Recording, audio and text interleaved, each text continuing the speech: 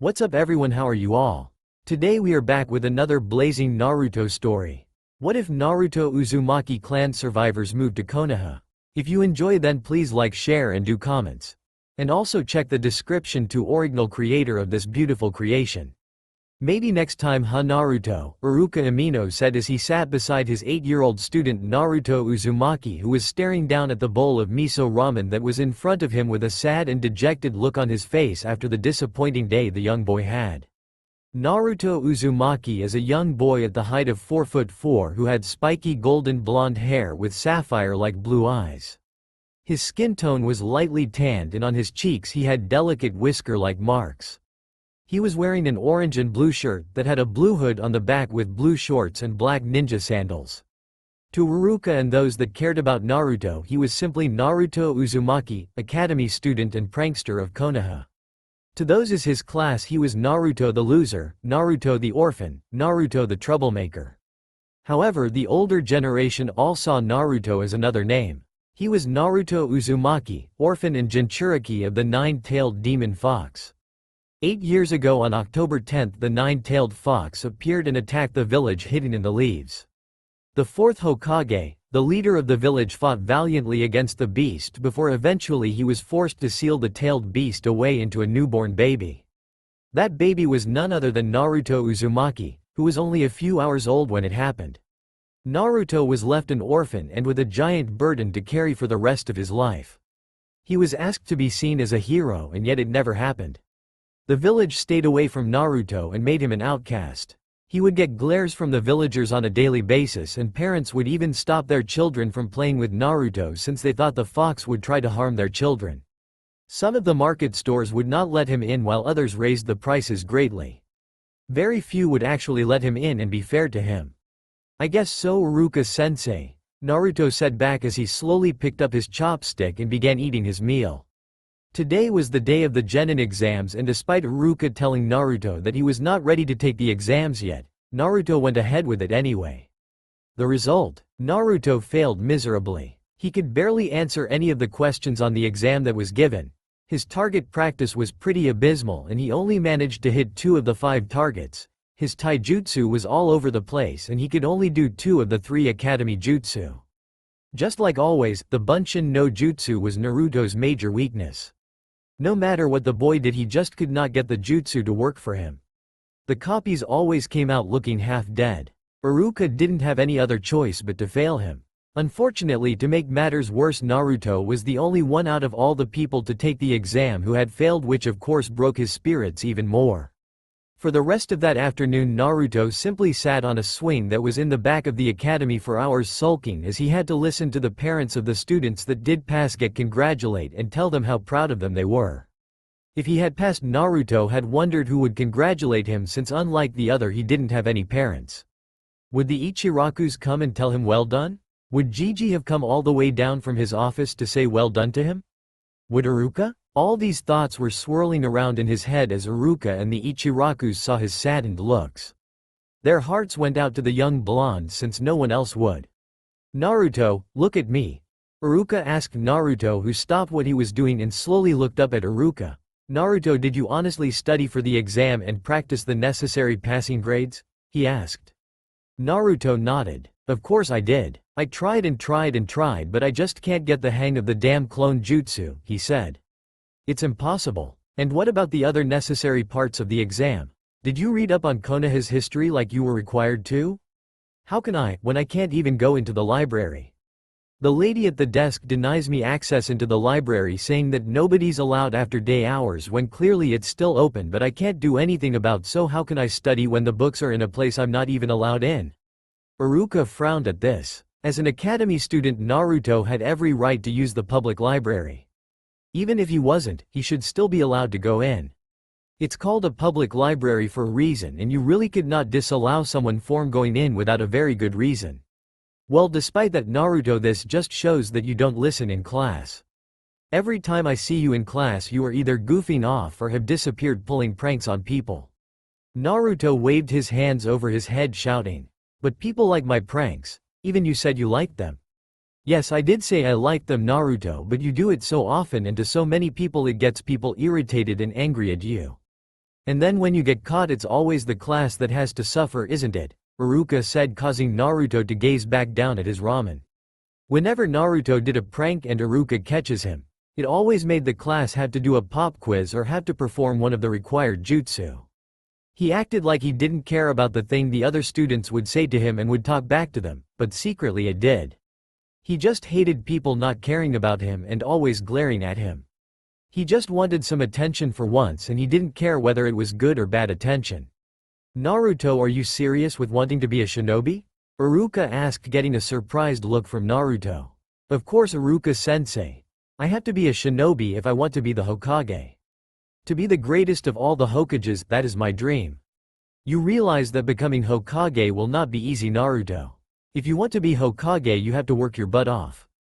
You train and practice until you can't get up anymore. And then you do it all over again the next day. Do you think the other Hokages like the third Hokage was just given the title of Hokage?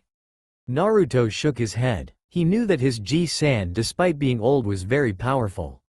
He was the strongest person Naruto knew and was one of the few Naruto could actually turn to for help. Then if you are serious with wanting to be the Hokage one day, you have to start taking the academy seriously. But it's very boring, Iruka-sensei. It doesn't matter if it is boring, Naruto. The lectures and all the talking is to help you all realize what being a shinobi means and what you can expect when you do become shinobi. You need to learn your own village's history. Can you even tell me who founded the village, he asked? Naruto said as he made a thinking pose with his face. It was the tree guy, right? And, the guy with the funny red eyes. Iruka's eyebrow twitched as he face-palmed a little as Ayame, who was obviously listening to their conversation, gave a small giggle at the description. Those are the right people, but in the exam you can't write the tree guy and the guy with red eyes, Naruto. You have to learn their real names. Hashirama Senju and Madara Uchiha is the answer you are looking for. Oh well, I was close, Naruto said, grinning. Yes, but close doesn't cut it, Naruto. You need to know these things. Naruto sighed and turned back to his bowl of ramen. He knew Iruka was right, but it was just so hard. How could he pay attention when most of the teachers hated him? It was only Iruka that actually wanted to help Naruto and help him succeed. Most of the time it really did feel like it was Naruto versus the whole world. Naruto, Ayame said, pitching in as Naruto turned his attention to her as Iruka took a few bites from his bowl of ramen. Iruka is not telling you this to make fun of you or to make you sad. He is telling you this because he wants to help you succeed, right? She said, getting a nod from Iruka. He wants you to succeed just like I and Tu-san want you to succeed. But if you don't put all your effort into it and give it 100%, then you're not only letting yourself down but also those who are helping too. Really? Naruto asked, getting a nod from Ayame. Now it's okay to goof off from time to time and to have fun. Everyone needs to let loose a little from time to time.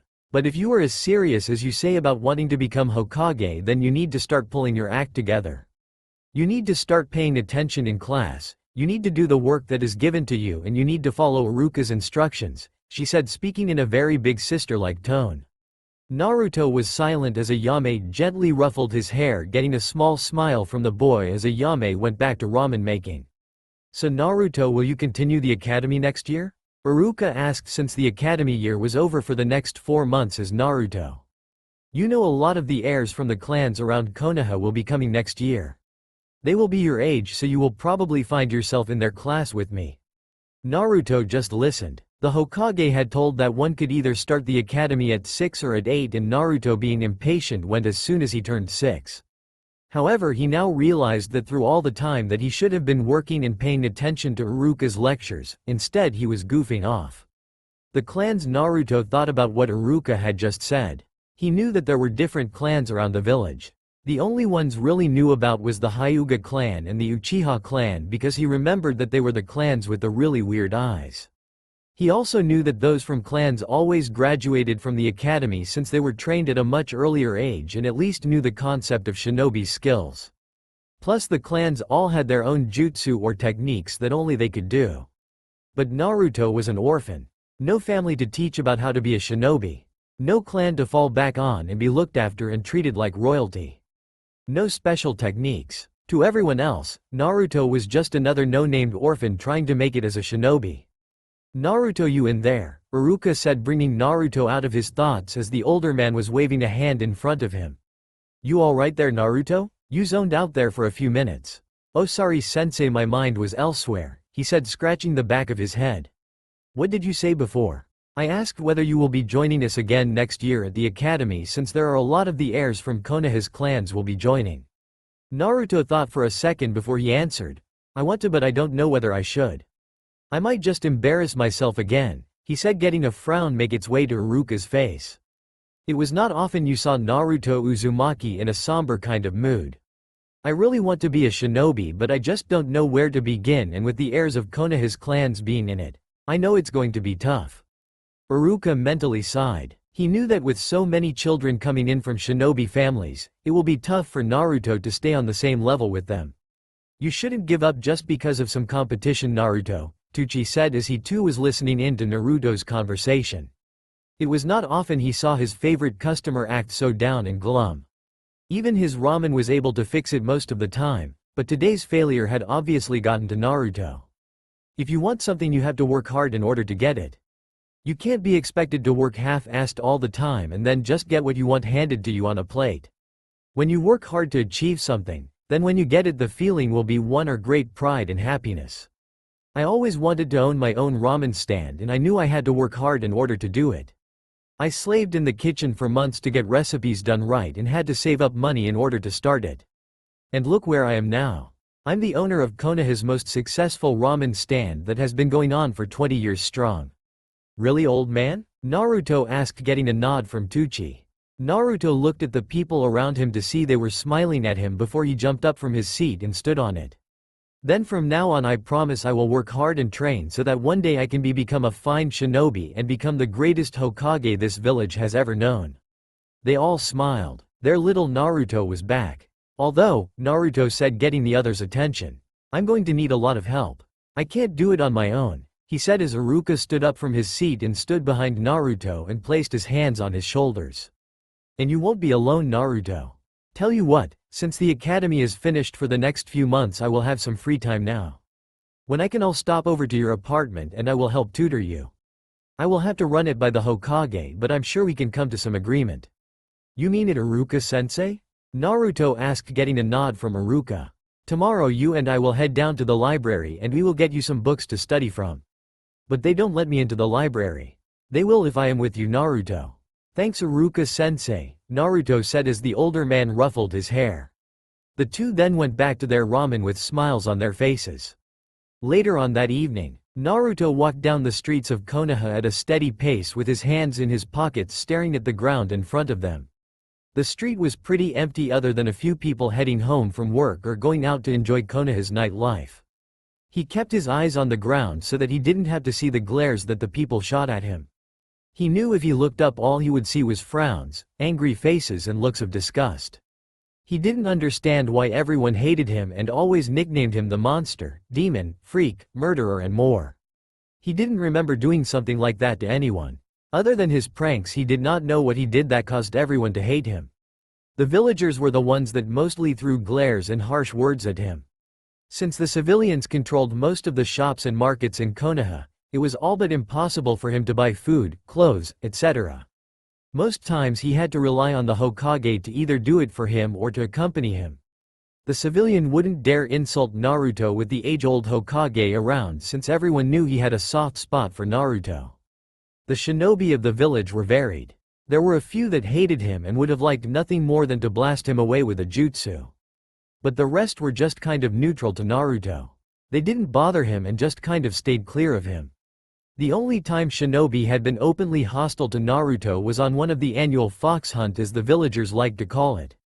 Naruto was 6 at the time, and when he had been cornered by the mob of angry civilians, 2 Chunin-level shinobi took their chance and attacked him. One hit him with a fire jutsu while another threw shuriken at him. He was not sure how he managed to survive when he woke up the next morning to see the familiar age-old face of the Hokage looking down at him.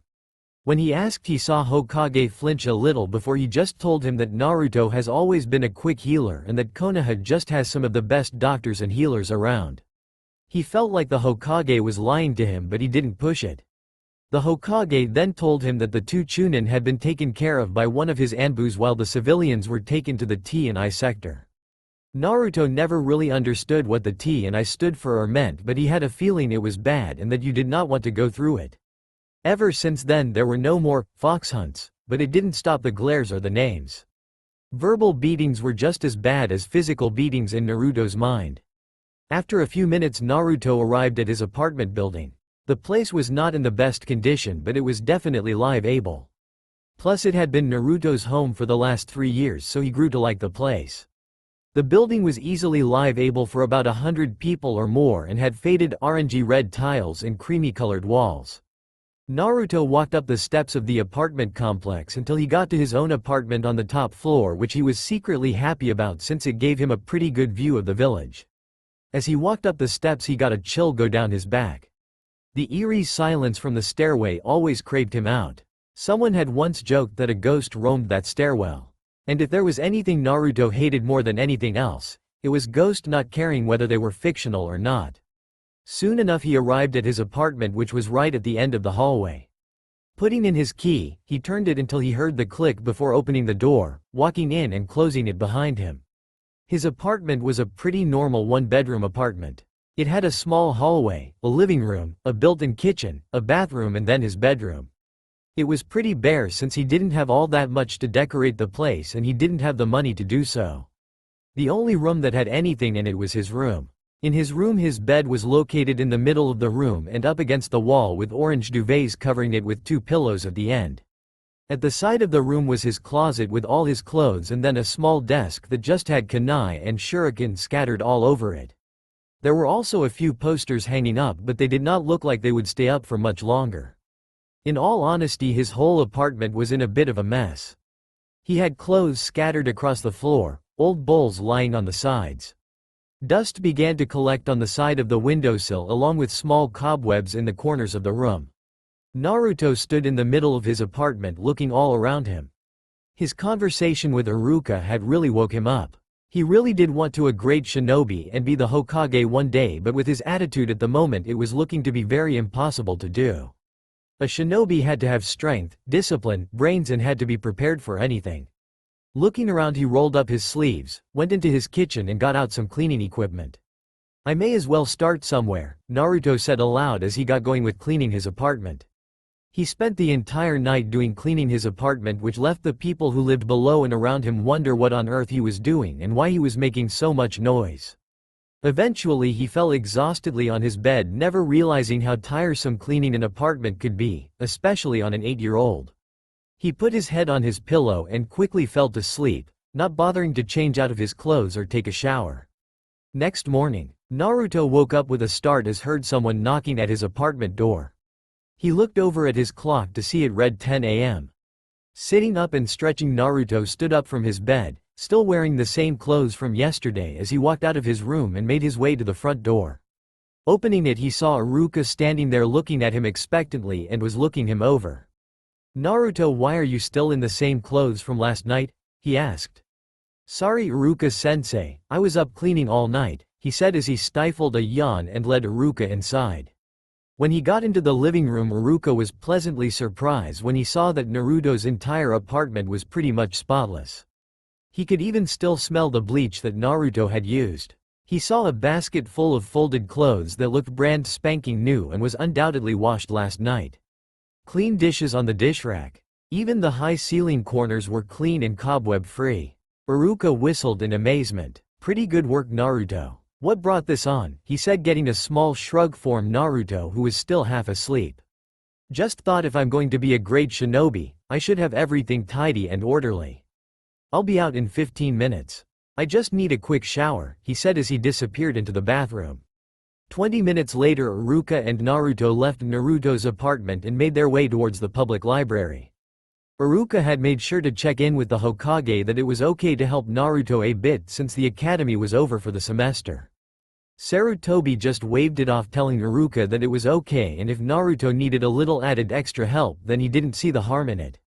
Since Iruka had told him how sad and disappointed Naruto was over failing the genin exam, Sarutobi had sympathized for the boy since he knew how hard he had it despite his and a few others' best efforts. He also patted Iruka on the back for giving Naruto a good lecture and speech and was happy to hear that Naruto was going to take his shinobi at reigning a lot more seriously now. So to make sure that Naruto could go into the library, he made sure to write a small letter to the head of the library to make sure she knew full well Naruto was allowed to be there just as much as everyone else. He gave the letter to Iruka in case he needed while taking Naruto. As the duo walked down the streets of Konoha, Naruto could feel the glares people were aiming at him and was avoiding their eyes. He moved a little closer to Iruka and felt a wave of comfort surge through him when he felt Iruka place his hand on Naruto's shoulder, signaling that Iruka would make sure nothing would happen to him. Naruto's head looked up a little to the side and saw the scowls and frowns that etched onto everyone's face. Though he did notice that the kids his age looked more confused. Like they were not sure why they should be glaring but were just copying their parents. It was not long before they arrived at the Konoha library. The building was a 3-story high building with different levels for the different type of books they had. Naruto had only been in a few times, but during those times it was because he managed to sneak in. Though it always ended with him being thrown out. They walked inside and made their way past the checkout desk where the head librarian was stationed. She was a middle-aged woman with dark brown hair and brown eyes. She wore simple civilian clothes but had a small badge on the left side of her top signaling that she worked at the library. Her gaze glanced over towards Naruto and Iruka and she scowled when she saw Naruto. She stood up from her seat and pointed at him. "I have told you before, boy, that you are not allowed to be in here. Get out this instant," she said as Iruka stood in front of Naruto and looked her square in the face. "He has every right to be in here just as much as I do," Iruka said. "No, I will not allow that." She stopped when she saw Iruka throw his hand over her mouth. "Unless you want to break the law and lose your life, I suggest you do not call him that," Iruka said, making her think twice before she said anything. Iruka then dug his hands into his pocket and gave her the letter from the Hokage. She read it over and scowled a little, but she knew it was real since it had the Hokage's seal at the bottom along with his signature. She cast her gaze back at Naruto and gave him a small glare. "I will be keeping a very close eye on you, boy," she said before she gave the letter back to Iruka. Iruka simply nodded before he motioned for Naruto to follow him. Naruto walked past, doing his best to ignore the glare the woman sent him before he fell into line next to Iruka and followed him. As they walked, Naruto could not help but be amazed at all the books that were there. He might not have been a great fan of reading, but when something interested him he was more than happy to read about it. There were signs of the different genres on the side of the bookcases, ranging from romance, dramas, mysteries, etc. However, they kept walking and went up one flight of stairs before Iruka stopped them at one of the large bookcases. Naruto read the sign and saw it said Shinobi Archives. "Okay, Naruto," Iruka started. "Everything that you need to know to help you become a capable shinobi is down this aisle. The range from chakra control, the history of this and other villages, different weapons, different strategies, all kind really. You will be amazed at the things that you can learn from these books." Iruka walked over to the bookshelves and began scanning the books for a few minutes. During that time he took out 2 books and handed them to Naruto. "Okay, these are the 2 we will have you start off on," he said as Naruto looked at the 2 books he had been given. The books were Chakra Basics and History of Konoha. "We will start with these 2. The first will help you with your chakra control and will have a few exercises for you to do in order to get better control of your chakra and to increase your chakra reserves," he said as Naruto just nodded along, taking in what he was saying. "The other will teach you all you need to know about the history of our village. This information will help with future tests," he said, giving Naruto a wink which made the boy smile. "It should have some details about the previous wars, how Konoha was founded, our village's allies and all sorts. It will help. Come on, let's go take a seat and look them over." Naruto nodded and the 2 went over to the nearest table. They opened Chakra Basics and Naruto slowly read while Iruka helped him along. Chakra is the mixture between spiritual energy and the body's physical energy. It is essential to every jutsu technique that has and ever will be created. Once molded, it can be channeled through the chakra circulatory system, which is to chakra as the regular circulatory system is to blood, to any of the 361 chakra points in the body. Through various methods, the most common of which is hand seals. Hand seals perform many ninjutsu, genjutsu, and other secret arts other than taijutsu. The exact amount of chakra necessary to perform a simple technique is manipulated through hand seals. This will vary between the simplest of jutsus to the most dynamic and most powerful. The hand seals are bird, boar, dog, dragon, ox, tiger, serpent, rat, horse, monkey, hare and ram. Naruto took it all in as his eyes scanned the pages. The hand seals are most important, Naruto. When you go home later today, I want you to practice and memorize each hand seal. Trust me when I see knowing your hand seals off by heart will be greatly appreciated later on. Okay, Iruka-sensei. Could you show me them? He asked with Iruka nodding. So Iruka went through the hand seals despite them being in the book already. But having a practical approach could help just as much as reading could. Naruto paid close attention to the hand seals that Iruka made and did his best to memorize them. Can people use jutsu without hand seals? Naruto asked. Iruka thought for a second before answering. Well, sometimes there are some techniques that can be used without hand signs, but to do that, the shinobi would have to have mastered that jutsu to such a level that he or she has complete mastery over it. Iruka stayed with Naruto for another hour before he had to go and fulfill some of his shinobi duties. He told Naruto he had border duty for the next few days and would not be back by the end of the week. He told Naruto he could take those books out, but to make sure to check them out with the lady at the front desk. Naruto nodded and gave Iruka a quick hug before Iruka left, thus leaving Naruto sat at the table reading the books. He spent the next 2 hours just sitting at the desk reading more about chakra and surprised himself when he actually found it interesting.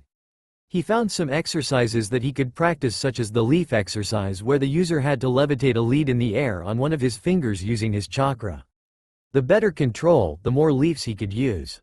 There were a few more exercises that he read about before he left them to read for another time before he closes the Chakra Basics book and opened the History of Konoha book.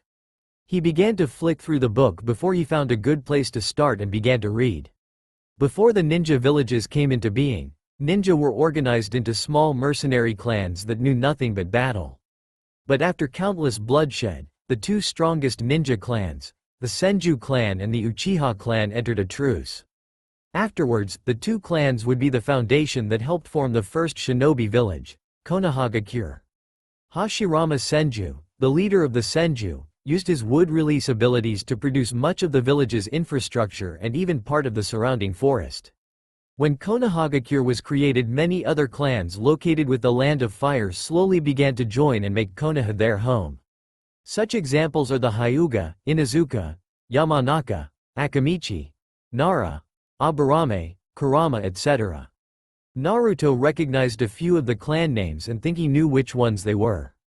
The Hyuga were the ones with the white eyes and the Akamichi were the big people with really round bellies and swirls on their cheeks. Naruto had to giggle at the Akamichi clan.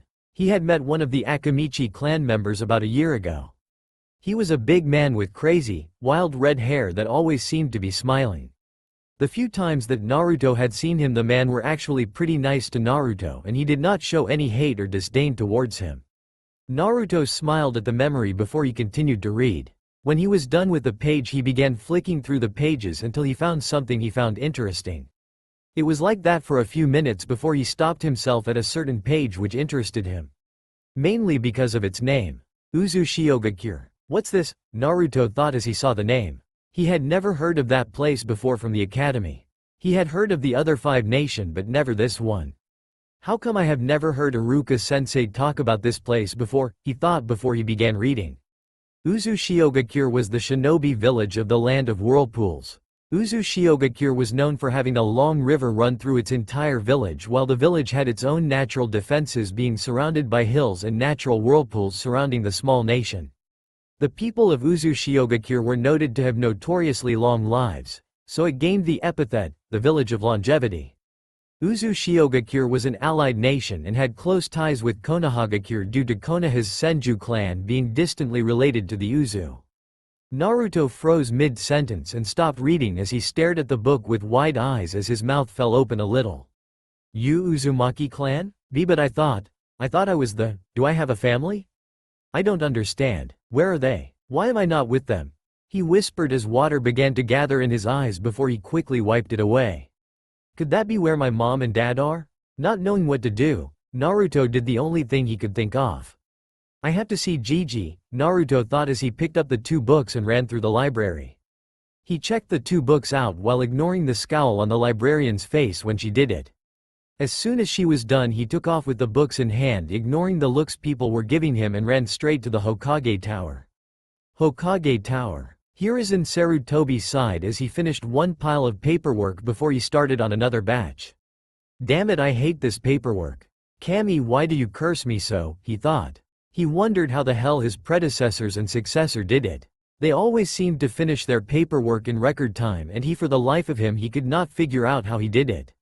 He wondered if the fourth Hokage used his Hirishin to beat the paperwork by moving at light speed to finish everything in an instant. He was the current Hokage of the village and the nicknamed God of Shinobi, and the Professor of Ninjutsu. He was old and he knew it. Hell, he knew that every morning when he woke up and felt his old bones and joints stiffen. He knew that when time that would not tire him out 10 years ago, now it left him taking deeper breaths. He knew he only really had a few years left in him being Hokage before it was time to find another successor. He just hoped the next one would not have their life end so tragically, just like the fourth Hokages did. While there were a few people he could consider taking over, a certain white-haired perverted Sannin and one mask-wearing Jonin coming to mind, and he knew they were not quite suited for the role of Hokage. Wait, you can't go in there, Sarutobi heard as he looked up from his desk at the sound of hearing his receptionist shouting. When his eyes left the paperwork on his desk, he saw one Naruto Uzumaki standing in front of him, panting while holding a book in his hands. Ji-san, look, Naruto said, putting the book on the desk, and opened it up to the page he was looking at before. Naruto, I'm very busy. You can't just. But Naruto pointed to the title of the page that made the third Hokage sigh sadly.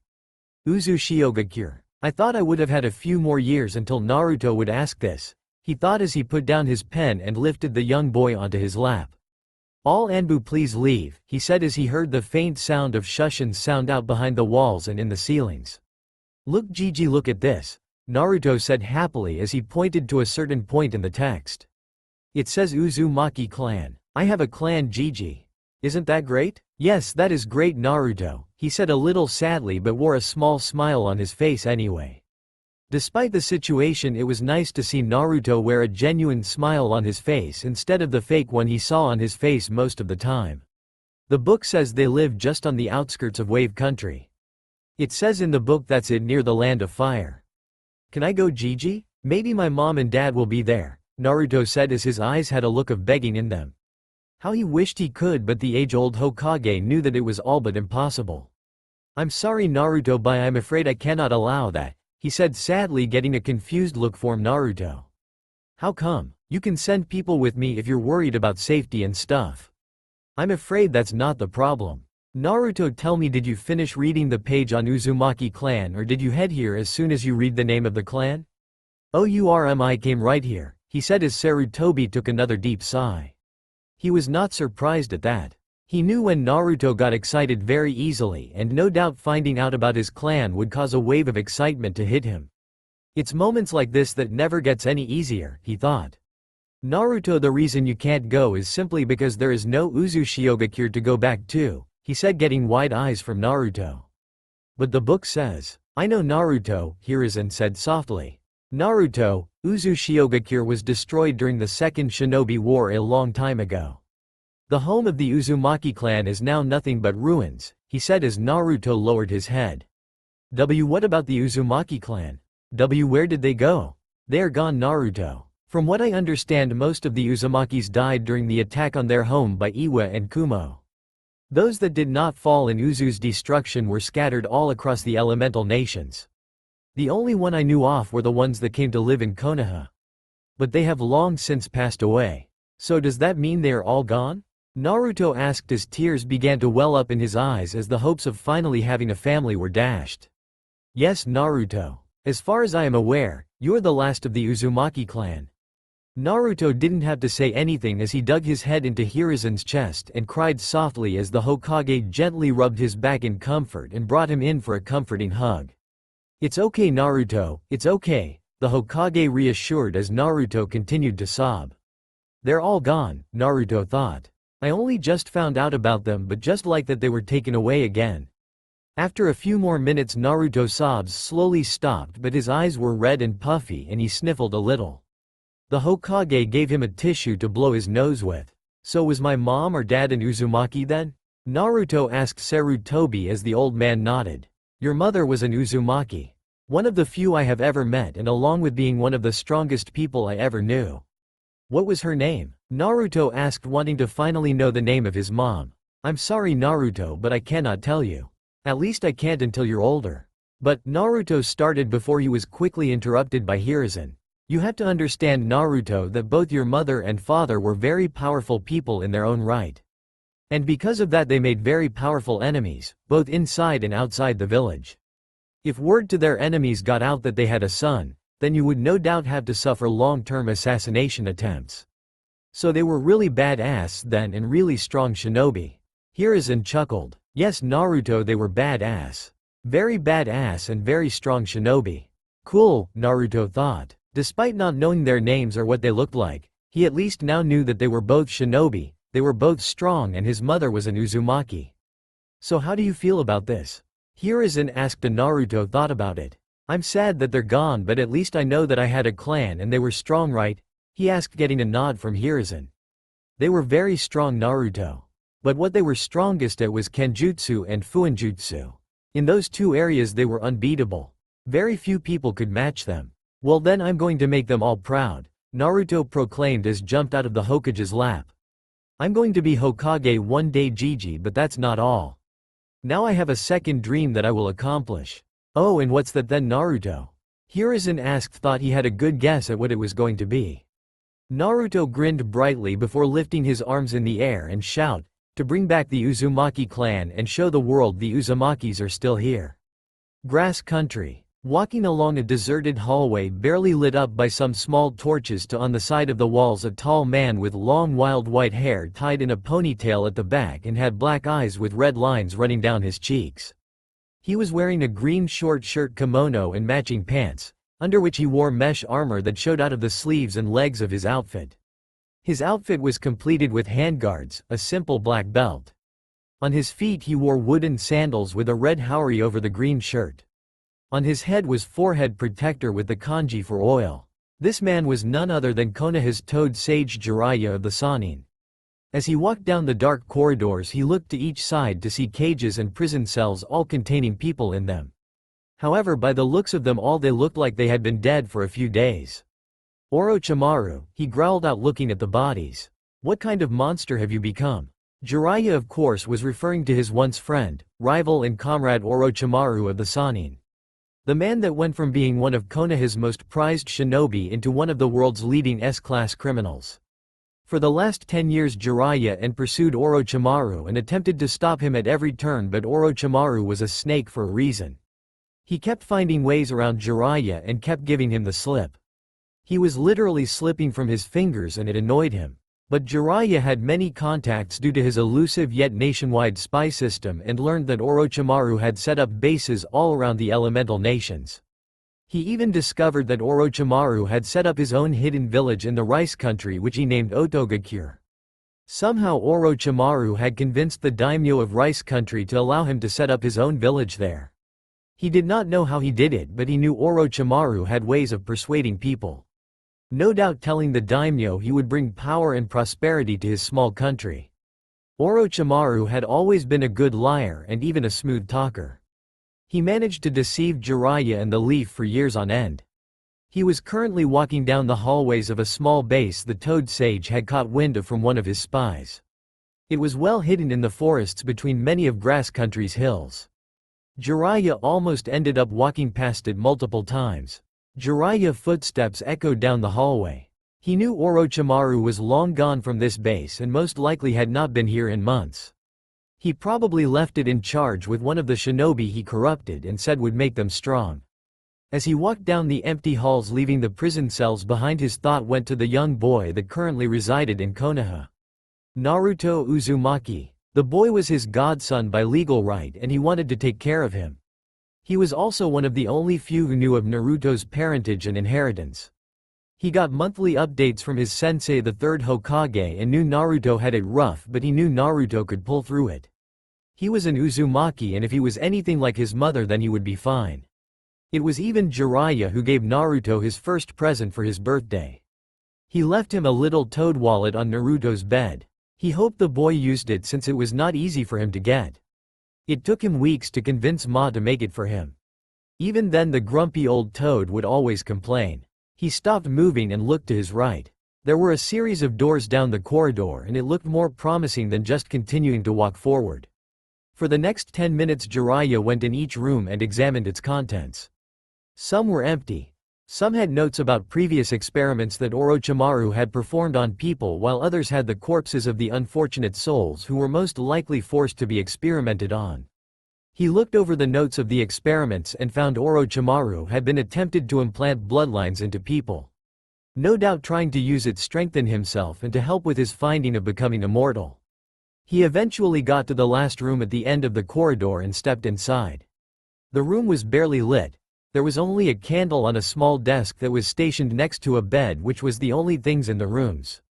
He could see a figure lying on the bed with the covers up to their neck and with their hands to their sides. The figure was looked to be wearing some sort of pale cream robe.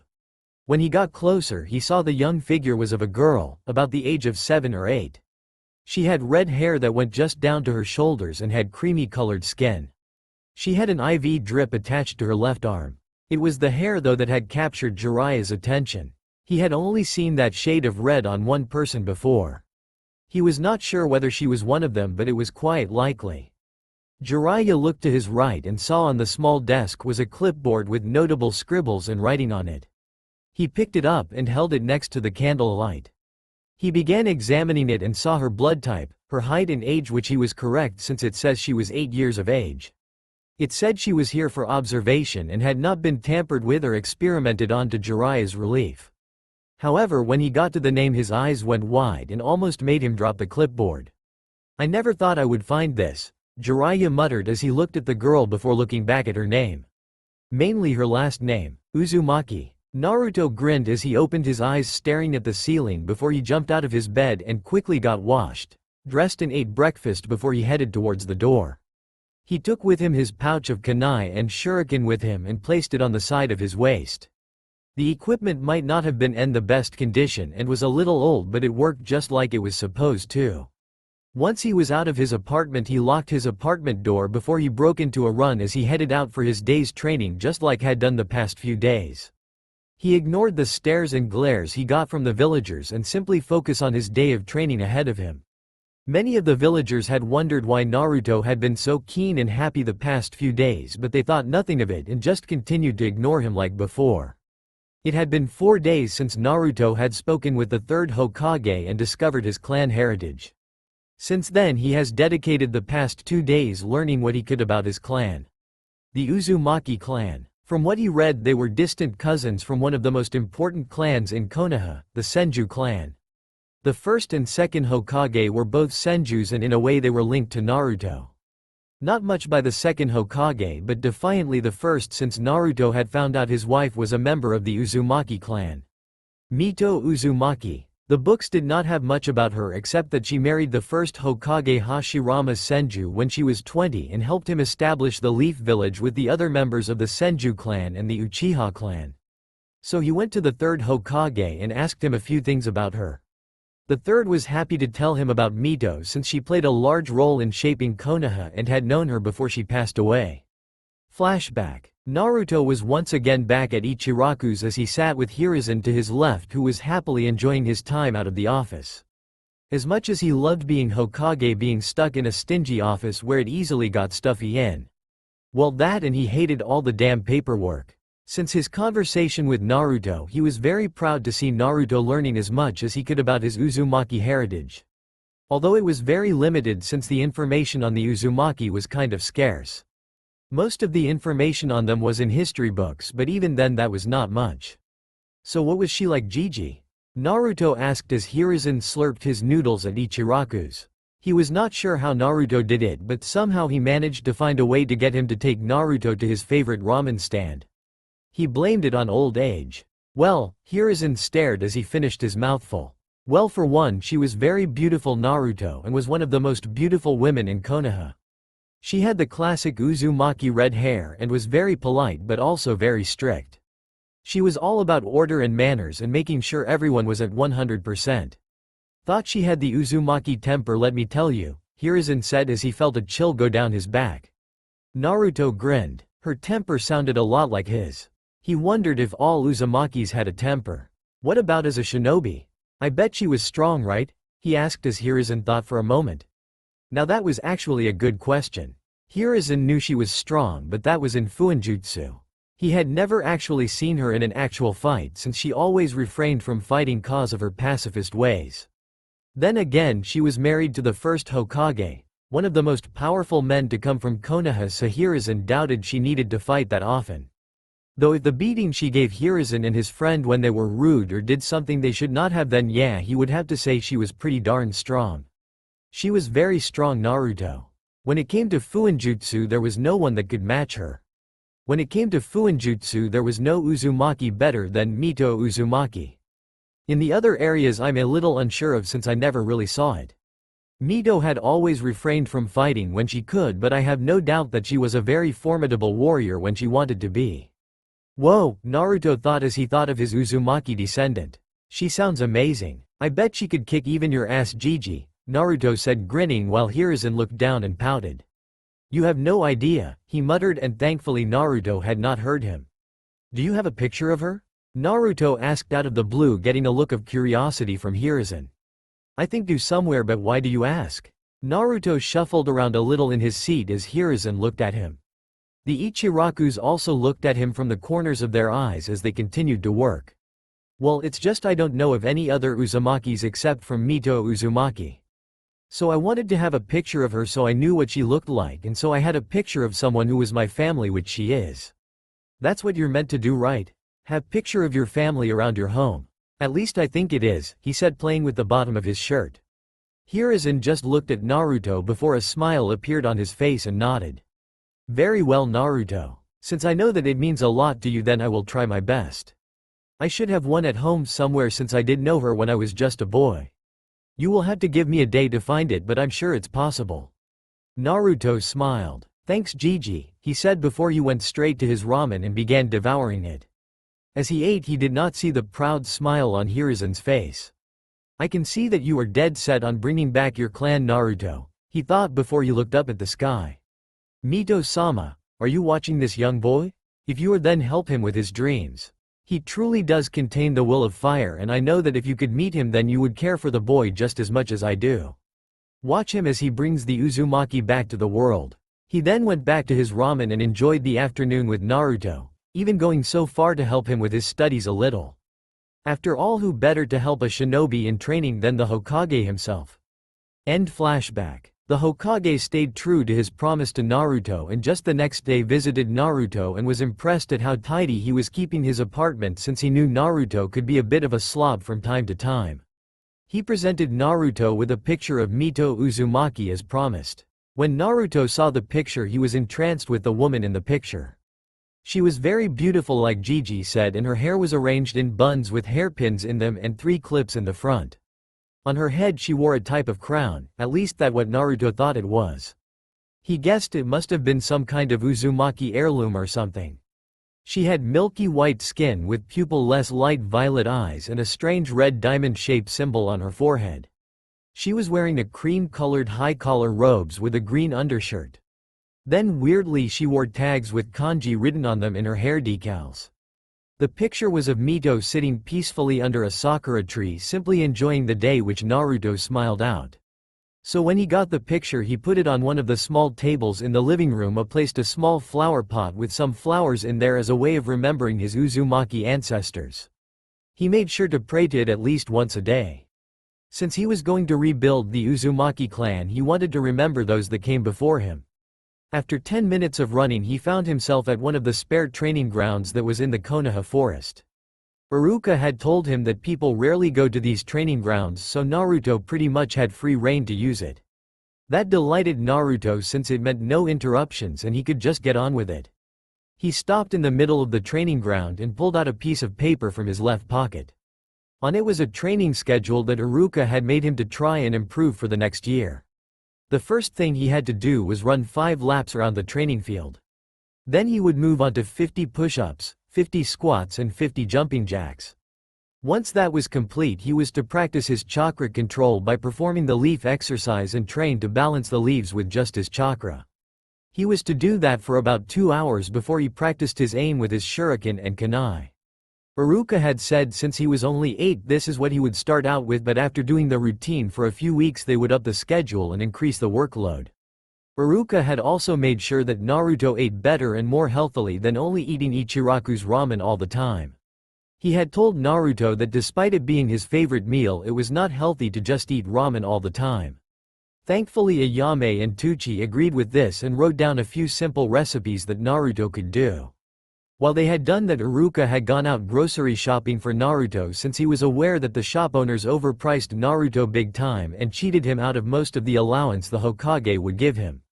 So every Monday Naruto would return home to find fresh groceries in the fridge as well as a few more simple recipes the Ichirakus would give him since he was their favorite customer. Naruto did a few stretches before he took off and did his laps around the training field, grinning all the while knowing that the more he worked and the more he trained, eventually it would all pay off and give him the rewards that he wanted. Hokage office. Hiruzen Sarutobi sat at his desk with his hands entwined together as he looked at his student Jiraiya in front of him. His former student just returned after months of being away and using his spies to keep track of his fallen student Orochimaru.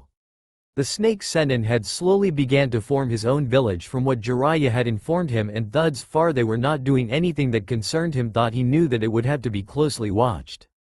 "And what did you find in this hidden base?" the Hokage asked as Jiraiya told him the details of the infiltration in Orochimaru hidden base in Grass Country. Although he dreaded the answers that he was about to get from Jiraiya since he knew of some of Orochimaru's sick deeds. Corpses, a lot of them, and some had no doubt been there a long while. A few weeks at best. My guess would be that Orochimaru has had his hand in experimenting again, trying to find his method to immortality, or simply experimenting for fun. Kami knows what goes through his head these days, and may he grant mercy to those that were victims in his sick goals. Hiruzen sighed and nodded. He wondered that too. He wondered where down the line it was that caused Orochimaru to turn on them and become such a psychopath, but every time he was drawing a blank. My guess is that he was trying to implant a bloodline like he did all those years ago. The one with the child with Mokutan, Jiraiya said as Hiruzen nodded. He knew what he was speaking of. When Orochimaru had taken 50 newborn babies and implanted the cells of the first Hokage into them all in hopes that they would all develop Mokutan. Of the 50 newborns, only one survived, and that one survivor was thankfully rescued by the Hokage and his forces and was now one of their best jonin in the village. Though he had Mokutan, his skills with it was nowhere near as powerful as he first Hokage's. I found some notes on his research but nothing concrete. The base was no doubt abandoned some time before I got there. And the girl? Hiruzen asked, asking about the young red-haired girl Jiraiya had discovered and brought back to the village with him. He had shown Hiruzen the clipboard of info on her had found, and the age-old Hokage felt like having a heart attack when he saw the last name. The coincidence with Naruto discovering his heritage and then a new Uzumaki being discovered simply amazed him. I found her in a separate room away from the others.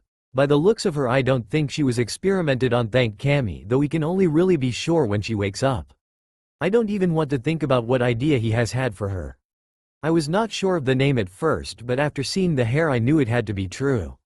I have only seen that shade of red on one person before, so I know she was an Uzumaki. Looks like the leaf now has 2 Uzumakis, Hiruzen mused as he leaned back in his chair. That remind me, how is Naruto? The Gaki must be getting pretty big, Jiraiya said, grinning as the Hokage pulled out his crystal ball. When the image became clear they saw Naruto practicing with his kunai and shuriken on one of the log posts. His aim needed a bit of improvement, but from what they could see he was doing pretty good for an 8-year-old. The little Gaki is really going at it. He still wants to be Hokage, I'm guessing? Jiraiya said, grinning like a madman. He does, though now he has 2 dreams and he seems more determined than ever to accomplish both of them. 2 dreams? Jiraiya asked, raising his eyebrows. What's the other one? Become Hokage is the one I am aware of, but what is the other one? Hiruzen grinned at him. To bring back the Uzumaki clan, he said, causing Jiraiya to unconsciously take a step back. He knows his heritage? Jiraiya asked, surprised at the revelation, but became confused when he saw Hiruzen shake his head. He knows part of it, he said, and saw the look on Jiraiya's face for him to elaborate. A few days ago Naruto unintentionally came across Uzushiogakure in one of the ancient history books at the Konoha library. When he saw the part about the Uzumaki clan, he rushed over to me and asked whether he could go see them since he finally found out he had a family. Hiruzen noticed the sad, downcast look appear on Jiraiya's face. He knew that having to tell Naruto they were all dead and that he was essentially the last would be tough to tell. After I explained, he has now become determined to bring back the Uzumaki clan as well as become Hokage. Since the day I told him that, all he has done is study and train. Quote, Jiraiya nodded before he asked the big question. Does he know about his parents?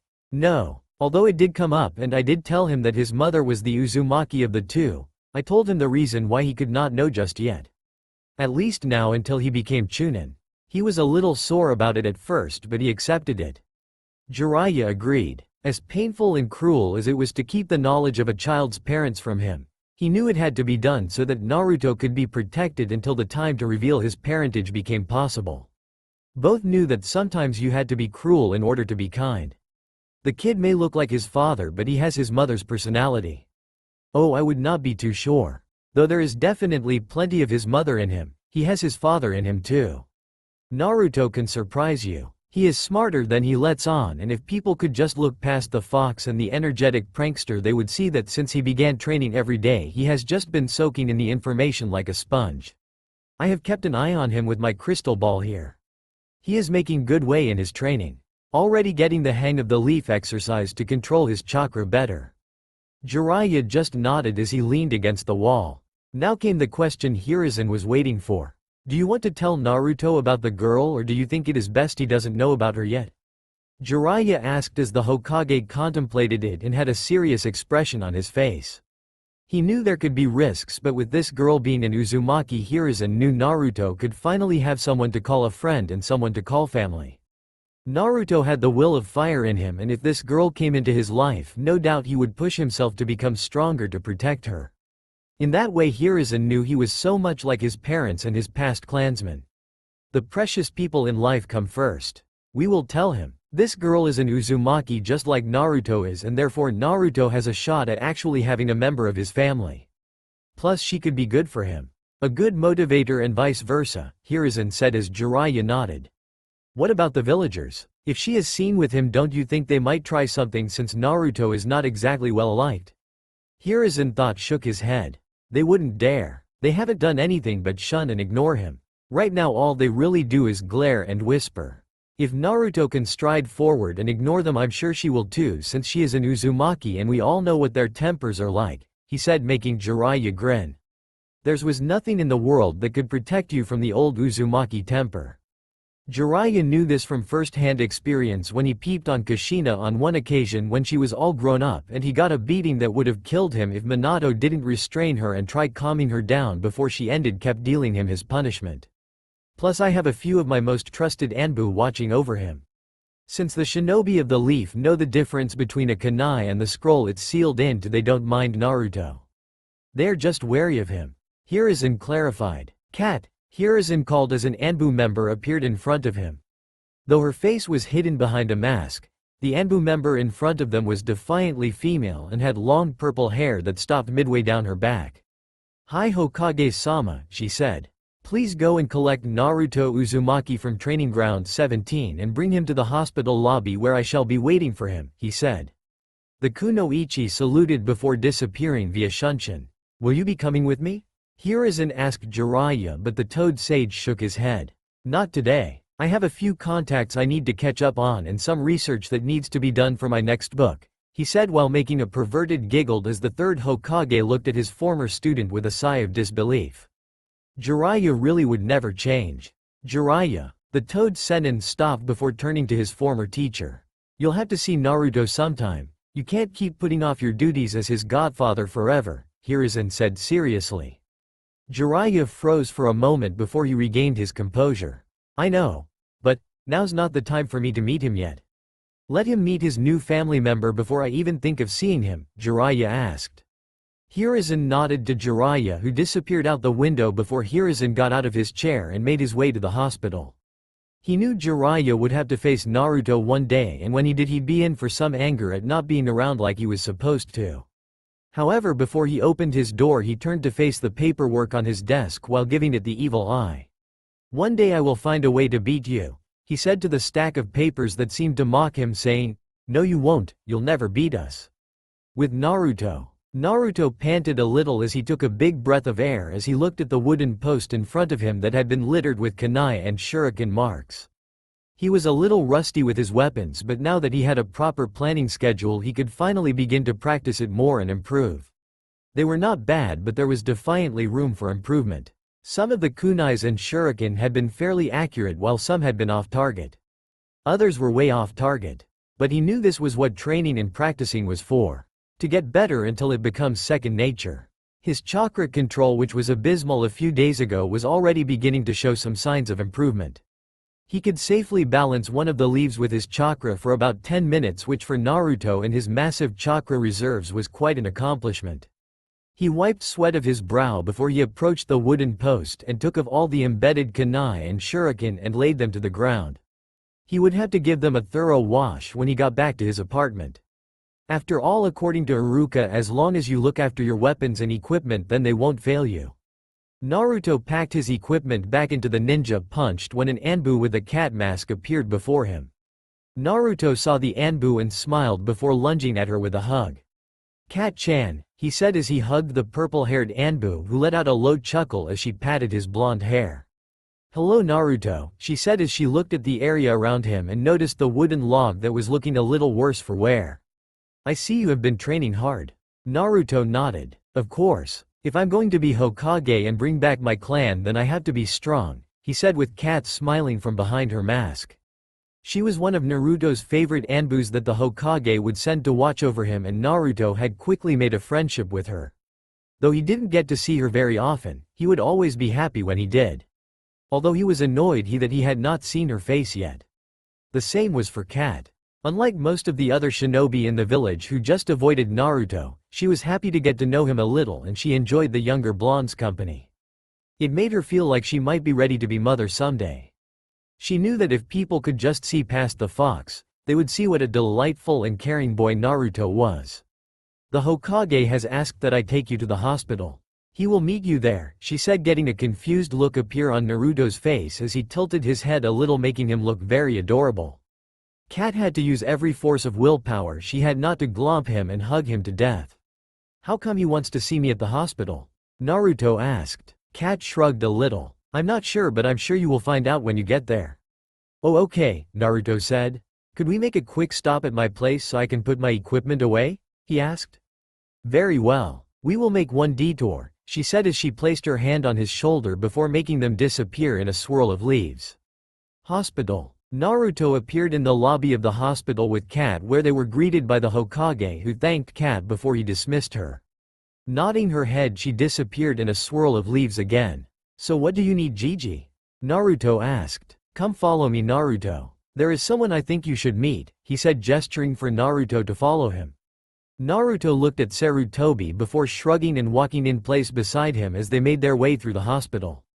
As they walked down the hospitals, most of the nurses and doctors simply ignored Naruto and didn't look his way either, because they did not care that he was here, or they just did not do anything because the Hokage was there beside him.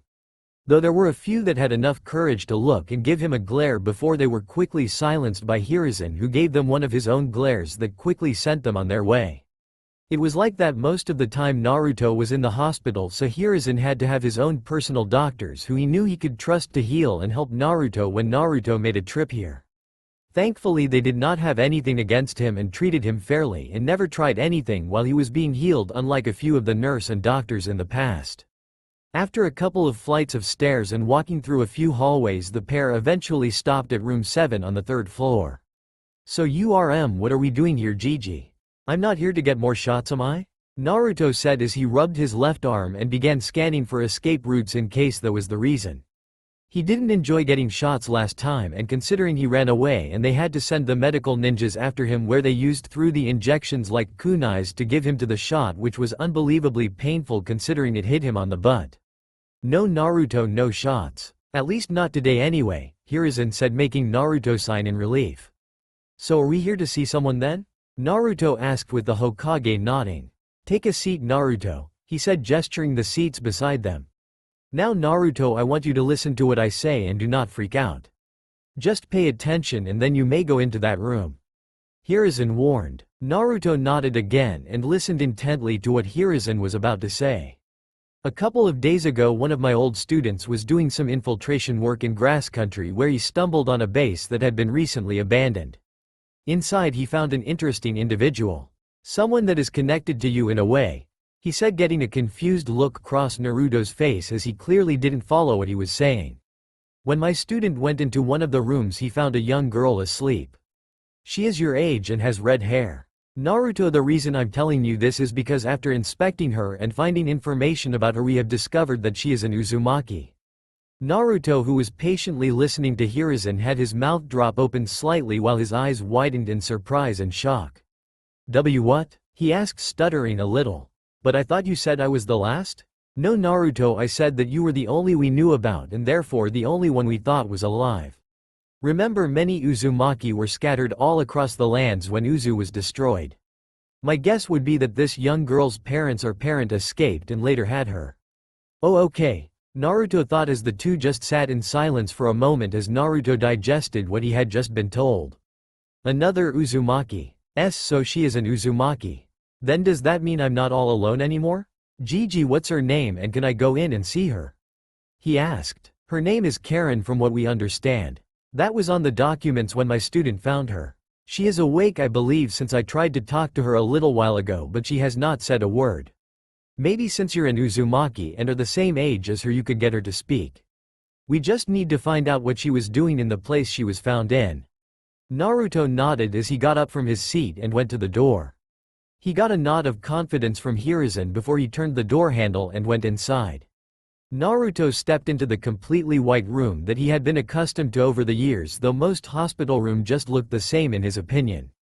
As he looked over to the bed, he saw a girl his age sitting up on the bed wearing a hospital gown, looking down at her hands in front of her. He looked at her blood-red hair and noticed her eyes were even a light shade of red but was pupil-less. Her hair went down just past her shoulders and noticed that while one side was straight, the other had a spikier look to it and her skin tone had a slight tan to it. Naruto had to fight back a blush when he saw her. She was cute in his eyes, and by looking at her, Naruto couldn't help but make a small comparison to her and Mito. He wondered if this is what Mito Uzumaki looked like when she was their age.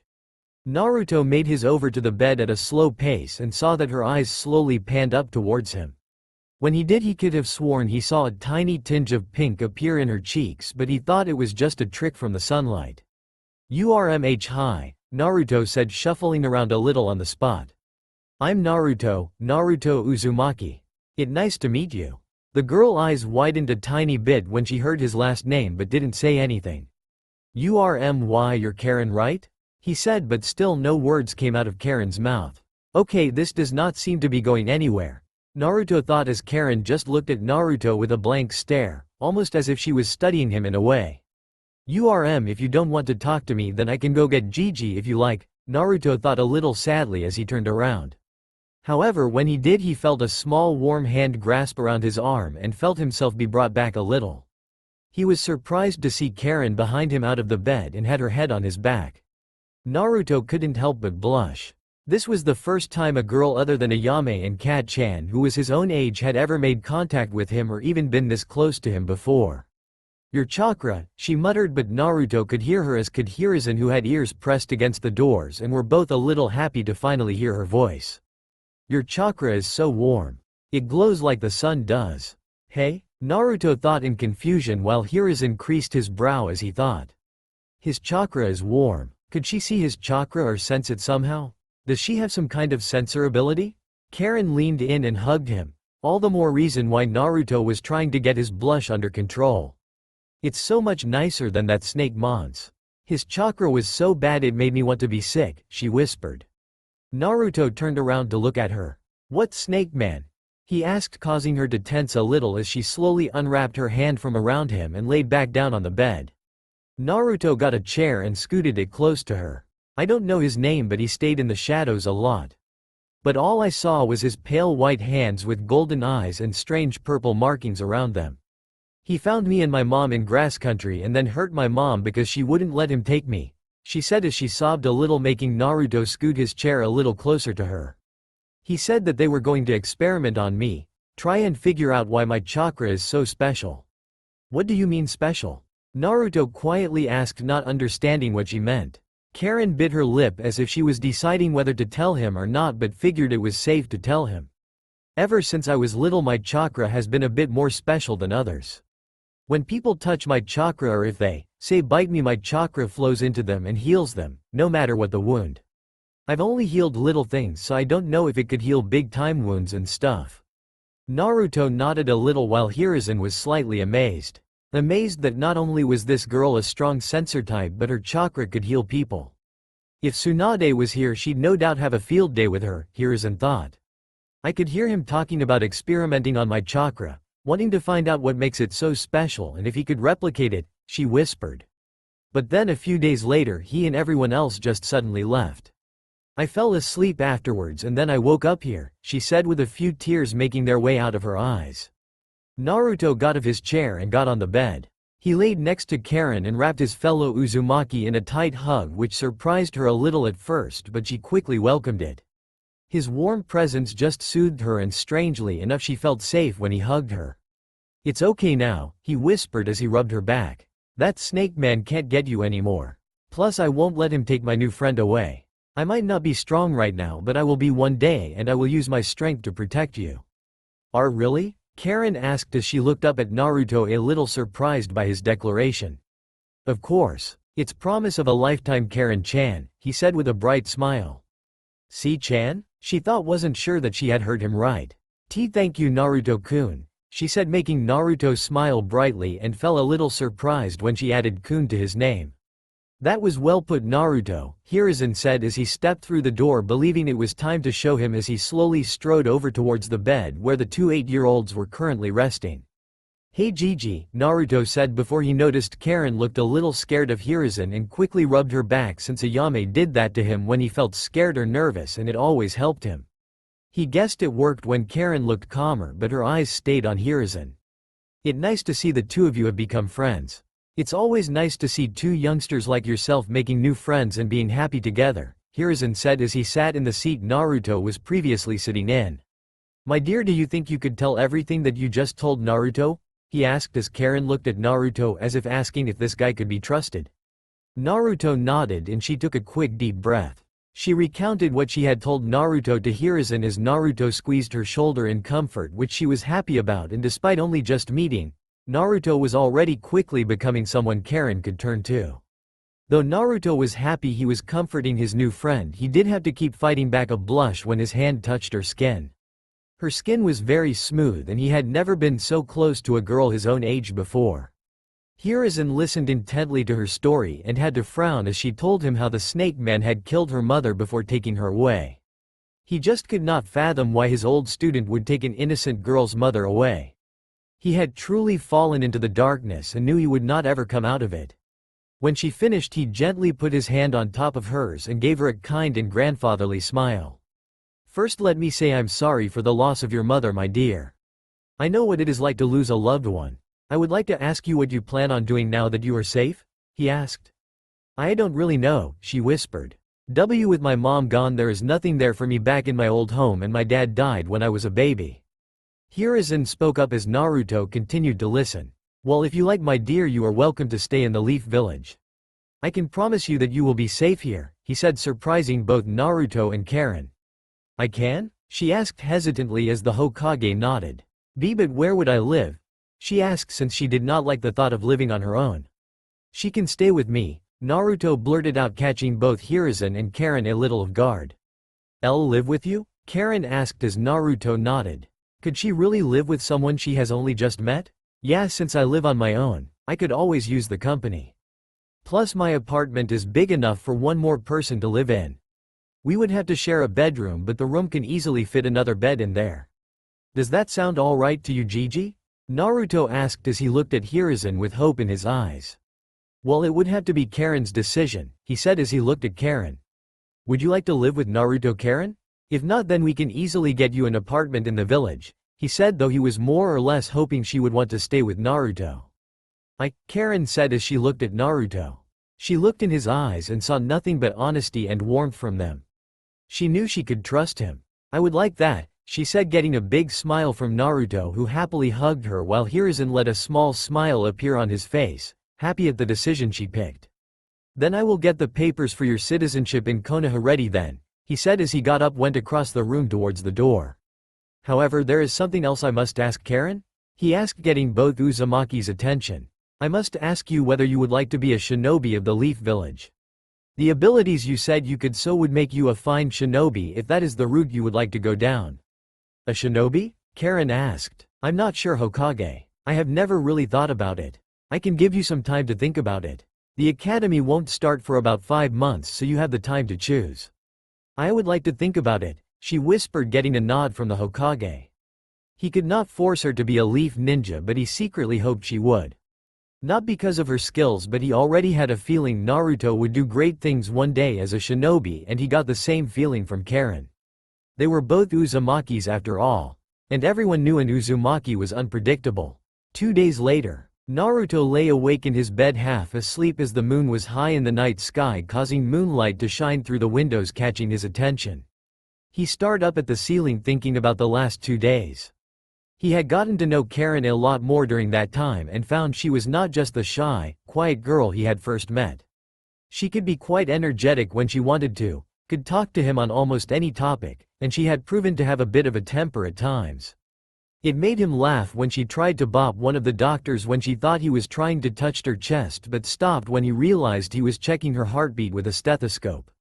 The Hokage had one of his female Anbu members get the things that Karen would require, like clothes, footwear, pajamas, and even a bed and a set of drawers for her, since he didn't think Naruto and Karen should share, and he did know that Naruto's bedroom was big enough for another bed.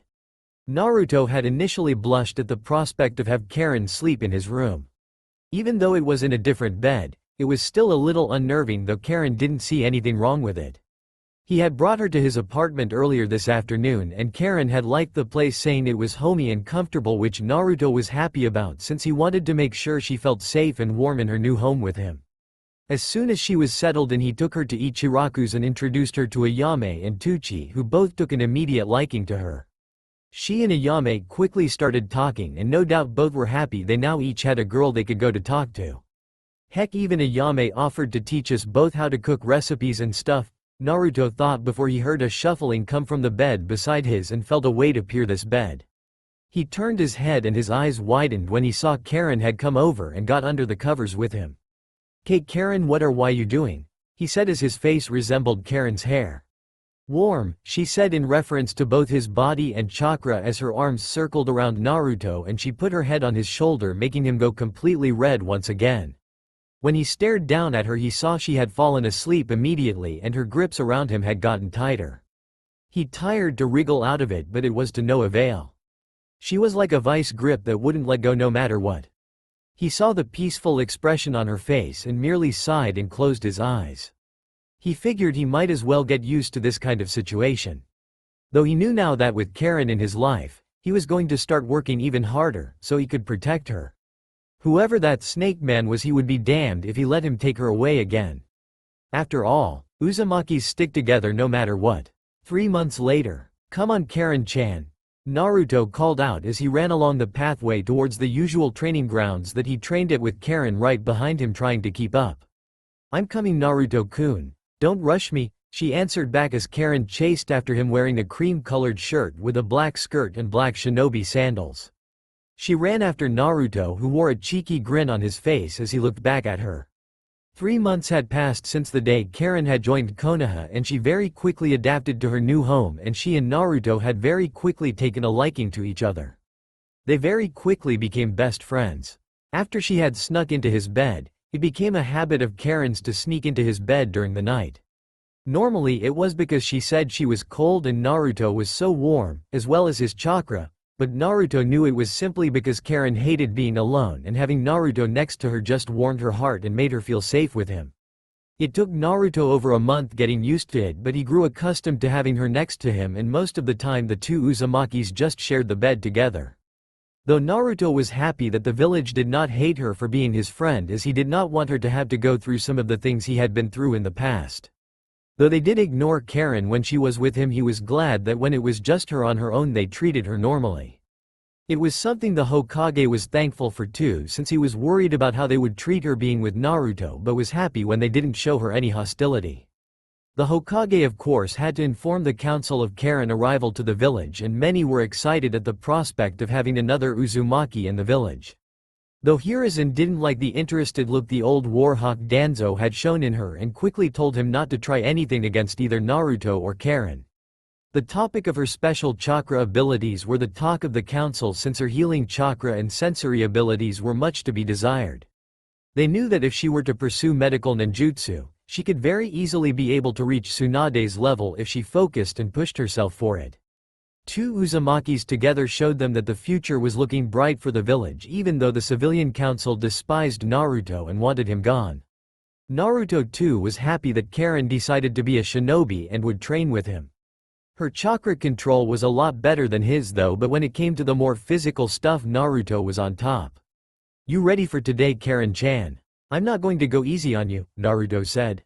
His taijutsu had improved over the months thanks to the help of some crazy and hyperactive jonin of the village with a weird bull haircut and who was wearing a green spandex suit. He was only able to help them for the one day, but he just helped fix Naruto and Karen with their taijutsu stances and helped them make their punches and kicks crisper and more powerful. Though he did recommend that eventually they find a taijutsu style that fit them, since the academy style was only good to a certain degree. Naruto and Karen both went to the library to try and research different taijutsu styles, but none of them seemed to fit them. The crazy Jonin had said that Naruto's type of hand-to-hand combat was more like a brawler, getting right up in the opponent's face and laying down the smackdown on them. While Karen seemed to range more towards a flexibility type of style, using her legs and high kicks to her advantage and then using her arms for support. She had taken a keen interest in her clan after Naruto had told her everything he knew about the Uzumaki clan from reading the history books at the library, and after seeing Naruto look so determined in reviving the clan, she wanted to help. Even though Hiruzen had to wonder if the two would get together, since it was not uncommon for two clansmen to marry one another. Many of the clans in Konoha, like the Hyuga and Uchiha, married people from their clan, and if Naruto and Karen did fall in love, he knew it was not really incest, since they were not siblings or cousins. They were only distantly related from what he could gather. "So what do you want to practice today? Aim, accuracy, chakra control, or sparring?"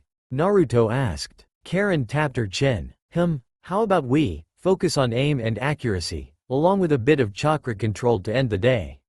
I can nearly balance all 5 leaves on the tip of my fingers now," she said, making Naruto grumble a little since he was still struggling with 3 leaves, but he knew he was making progress and his chakra control was better than it was 3 months ago. "Now stop pouting. You will improve. You know what Iruka said. Girls are just better at chakra control than boys are. Plus do not forget you have enough chakra for 3 kage and then some. You're doing well considering," she said encouragingly. Naruto smiled. I guess that's true, he thought, thankful for Karen being here to cheer him up.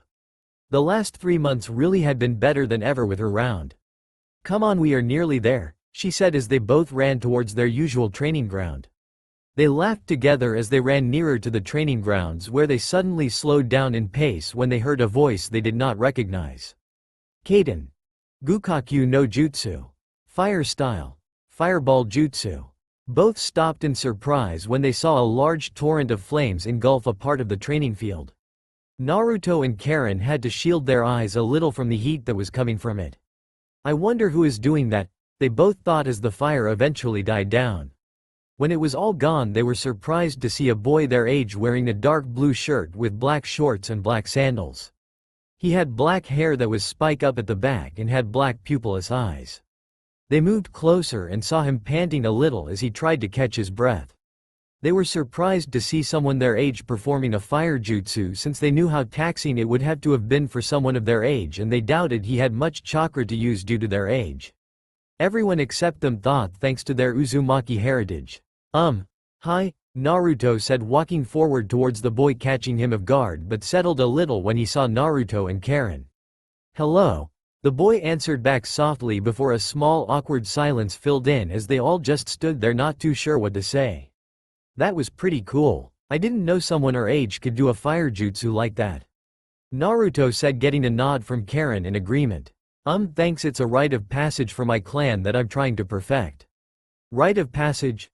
both Naruto and Karen asked, so the boy explained. "In my clan we excel in Kaiden Jutsu, so the Gukakyu no Jutsu has become a jutsu that everyone in the clan must learn. Those that perfect it will become a true part of the Uchiha clan," he said as he turned around to show them a fan-like red and white fan symbol on the back of his shirt. "You're part of the Uchiha clan, that's the clan with the red eyes, right?" Naruto asked as the boy nodded. "It's called the Sharingan, a bloodline my clan has.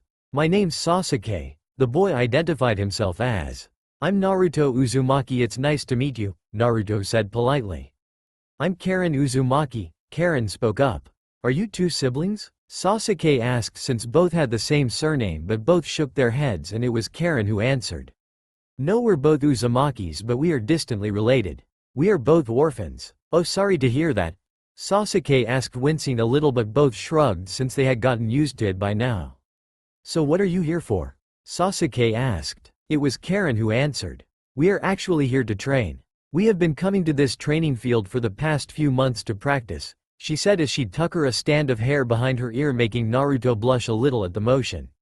"Training? You two want to be shinobi too?" he asked, getting a nod from both. "What kind of training do you do?" he asked. Naruto went into his pocket and showed Sasuke a timetable of what they usually do each day. Since today was Friday, it was the day where they chose what to do instead of having a plan like the other days. Sasuke looked at it a little impressed.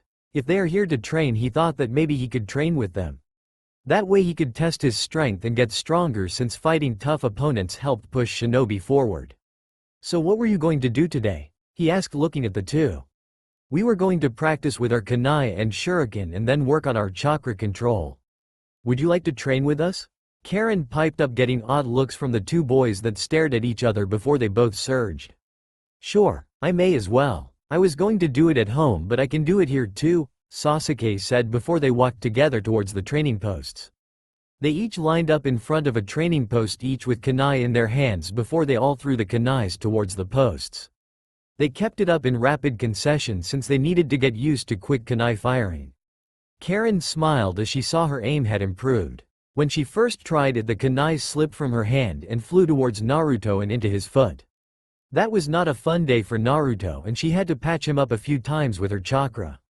When it came to her special chakra, she was glad that when Naruto bit her, since it was the only way she knew how to put her chakra into another person, he always bit in the same spot. The last thing she wanted was to be covered head to toe in bite marks. However, thanks to Naruto giving her a hand and from a few tips that Iruka had given them, her accuracy had improved. At least now all the kunai and shuriken hit the post. When she looked over at the two boys, she looked a little surprised before she face smiled. Naruto and Sasuke were going all out at throwing the kunai and shuriken, and every few seconds they would give each other a small glance before smiling and going back at it, as if they were observing each other's work and seeing who did better while trying to see how it was done and how they could improve. Are those two competing or studying each other? She thought to herself. Despite making a new friend, Naruto was also seemingly making it a small competition. Then again, he always did like to give his all and didn't like to fail or loss. This is going to be interesting, she thought, where she decided to just stop and watch the two go at it. He's not bad, Naruto thought as he threw his weapons towards the post. He's pretty good, Sasuke thought with just as much vigor. Eventually they ran out of weapons, with all of their kunai and shuriken embedded in the posts, making it look like a wooden pincushion. Both of them looked at their respective posts while counting how many shuriken were embedded into them. "I got 23 kunai on my target post," Naruto said gleefully, seeing he got almost all of them on target. "I also got 23 of my kunai on the post," Sasuke said, surprising each other as they each thought they did better than the other. "I guess you guys will have to call this one a draw," Karen said as she walked forward, seeing they were out of ammo to throw. "Oh no, no way, Karen-chan. A draw isn't accepted in the battlefield, so let's go again to decide the winner," You with me, Sasuke? Naruto asked his opponent. Sasuke nodded since he'd also like to see who will come out the victor in this training. So that's how it went for the next few hours. Naruto and Sasuke continued to try and outdo each other, which by the end of the day was beginning to get on Karen's nerves. They just kept training and training, which was kind of surprising since from what Karen saw of Sasuke he looked to be a sweet and gentle boy, but Naruto seemed to have brought out some fighting spirit from inside him, which seemed to be what had him trying to keep going despite the fact he was looking a little weary. While Naruto had managed to beat Sasuke when it came to kunai and shuriken accuracy, Sasuke had managed to beat Naruto when it came to the chakra control exercises. While Naruto was still stuck on 3 leaves and Karen still practicing with 5, Sasuke was able to control 4. Sasuke enjoyed rubbing it in, which always promoted a fight to break out between the two, which Karen had to keep putting a stop to. When it was 4 in the afternoon, they left the training field and the small group of children went their separate ways, with Naruto and Karen heading back to the apartment while Sasuke went to the Uchiha compound. The two boys gave each other another glance before parting ways, but as they left their eyes looked at one another and 2 tiny smiles appeared on their faces before walking off. The beginning of one of the greatest friendship rivalries Konoha would come to know. Karen had caught the smile they each gave and smiled as well, happy to see the boys actually acknowledged each other as friends and possible rivals. Uchiha compound. Sasuke kicked off his sandals as he made his way through the hallways of the Uchiha compound. The compound was enough to fit over 100 Uchiha within it and had its own market stalls and shopping district. Their Konoha police force station was also located nearby since his father was the currently commander of the police force and was mainly comprised of Uchiha clansmen anyway.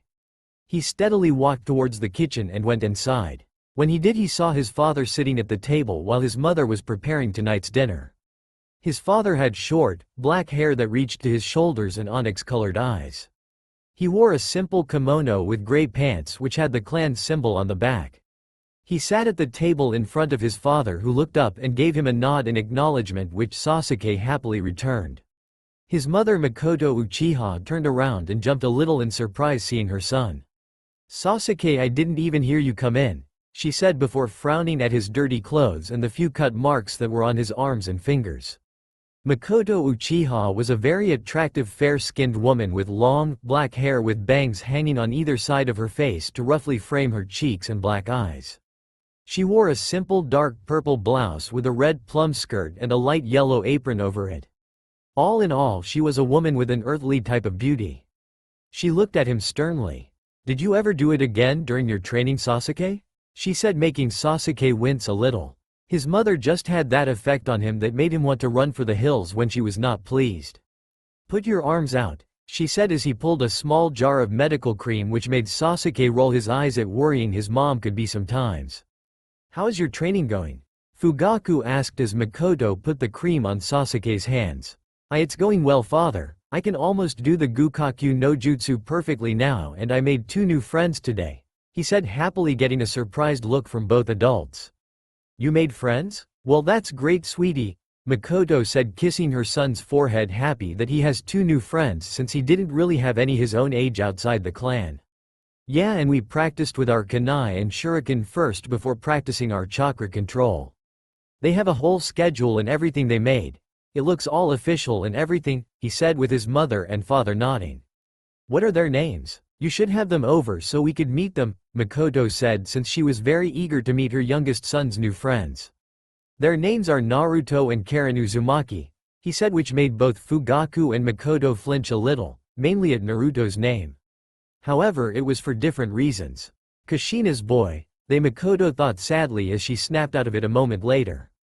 "The Kyuubi's Jinchuriki," Fugaku thought in a neutral expression as he wasn't sure how to take this revelation. "So what do you think of them? Are they nice?" Makoto asked with Sasuke shrugging. "They seem okay, though I and Naruto were a bit competitive with each other and we kept trying to outdo each other. I think he might be my rival too," he said with some confusion, which made Makoto grin inwardly since to her that sounded so familiar. Fugaku just nodded. He didn't really mind Sasuke having friends, even if it was Naruto. It was not that he disliked the boy, it's just due to his status in the village he could not help but be wary around the boy and just simply left him alone. After all, the Kyuubi was the Biju that had the most incidents with Konoha, considering their ancestor Madara Uchiha used it to try and attack the village after fighting Hashirama, which thankfully failed with his defeat and death at the hands of the first Hokage. Then there was the last attack that had the Kyuubi attack Konoha and run wild in the village. That had truly been a dark day, as many ninjas died, children became orphans, parts of the village were destroyed, and their hero, the fourth Hokage, was gone after sealing the Kyuubi in Naruto. While he didn't blame Naruto for anything, he did blame the demon inside him that was responsible for how his clan was now being treated. Because of the last Kyuubi attack, the Uchiha were suspected of being involved in it and were now under suspicion. The fact they were now living in an isolated area in the village and being under surveillance was proof of that, and he hated it. He knew why they were suspected, since after all, the Sharingan could possess the power to control the Kyuubi like Madara did during his battle against Hashirama, but his clan was innocent. He didn't know how or why Kyuubi attacked again, but he knew no one in his clan was responsible. However, despite that, the elders still suspected them and were constantly observing them. Makoto, though, did feel sympathy for the boy simply because his mother had been one of her best friends, and even though she wanted to watch over him like her friend would have wanted before she passed away, she had not done so, and it had made feel very guilty inside. "What about the other one, the one called Karen?" Makoto asked again. "She's nice and is quite skilled too. She isn't as good as me and Naruto in weapons throwing, but she's got even better chakra control than me. Plus she has unusual red hair," Sasuke said in detail. "Well, that's not surprising. Girls always were naturally better than boys when it come to chakra control. It's the physical stuff they need to work on to improving themselves."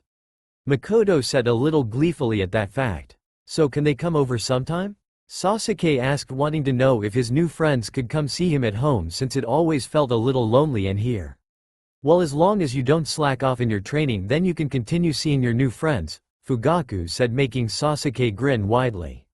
His father had been more open with him the past few weeks, which he was thankful for, and the relationship between father and son had become much better in his eyes. After his mother had finished putting the cream on his cuts, he got himself a drink before heading off to his room to rest. As he walked there, spotted his older brother Itachi. Just as he was about to call out to him, he disappeared via Shunshin. "Big brother, what's wrong with you?" he mumbled before going into his room. Meanwhile, in the kitchen, Makoto and Fugaku were both still in the same spots they had been in when Sasuke had left, thinking over what Sasuke had said to them. "Kushina Uzumaki. There is a name I have not heard in a long time," Makoto muttered as Fugaku nodded, knowing that the rambunctious redhead was once one of his wife's best friends and had known each other since they were in the academy. Makoto laughed a little. The way Sasuke described himself with Naruto sounds just like how we were when we were younger. Always competing and trying to outdo each other. "Do you miss her?" he asked as Makoto nodded. "All the time," she said before returning to her cooking as Fugaku looked at the, showing a small hint of sadness on his face before looking away. Later that evening, Naruto sat on his bed as Karen was in the bathroom getting ready for bed as he read the book in front of him. Since he met Sasuke, who was part of the famed Uchiha clan, he had wanted to know all about the clan since they were after all one of the founding clans of Konoha. He was currently reading up on the Uchiha bloodline, the Sharingan, since apparently it was a very famous and powerful Kekkei Genkai. The Sharingan is the bloodline ability of those within the famed Uchiha clan of Konoha and is recognized as one of the most powerful Dujutsu Kekkei Genkais. The Sharingan eyes are red pupils that have a tomo around the pupil. The max number of tomo a Sharingan has is 3 tomo.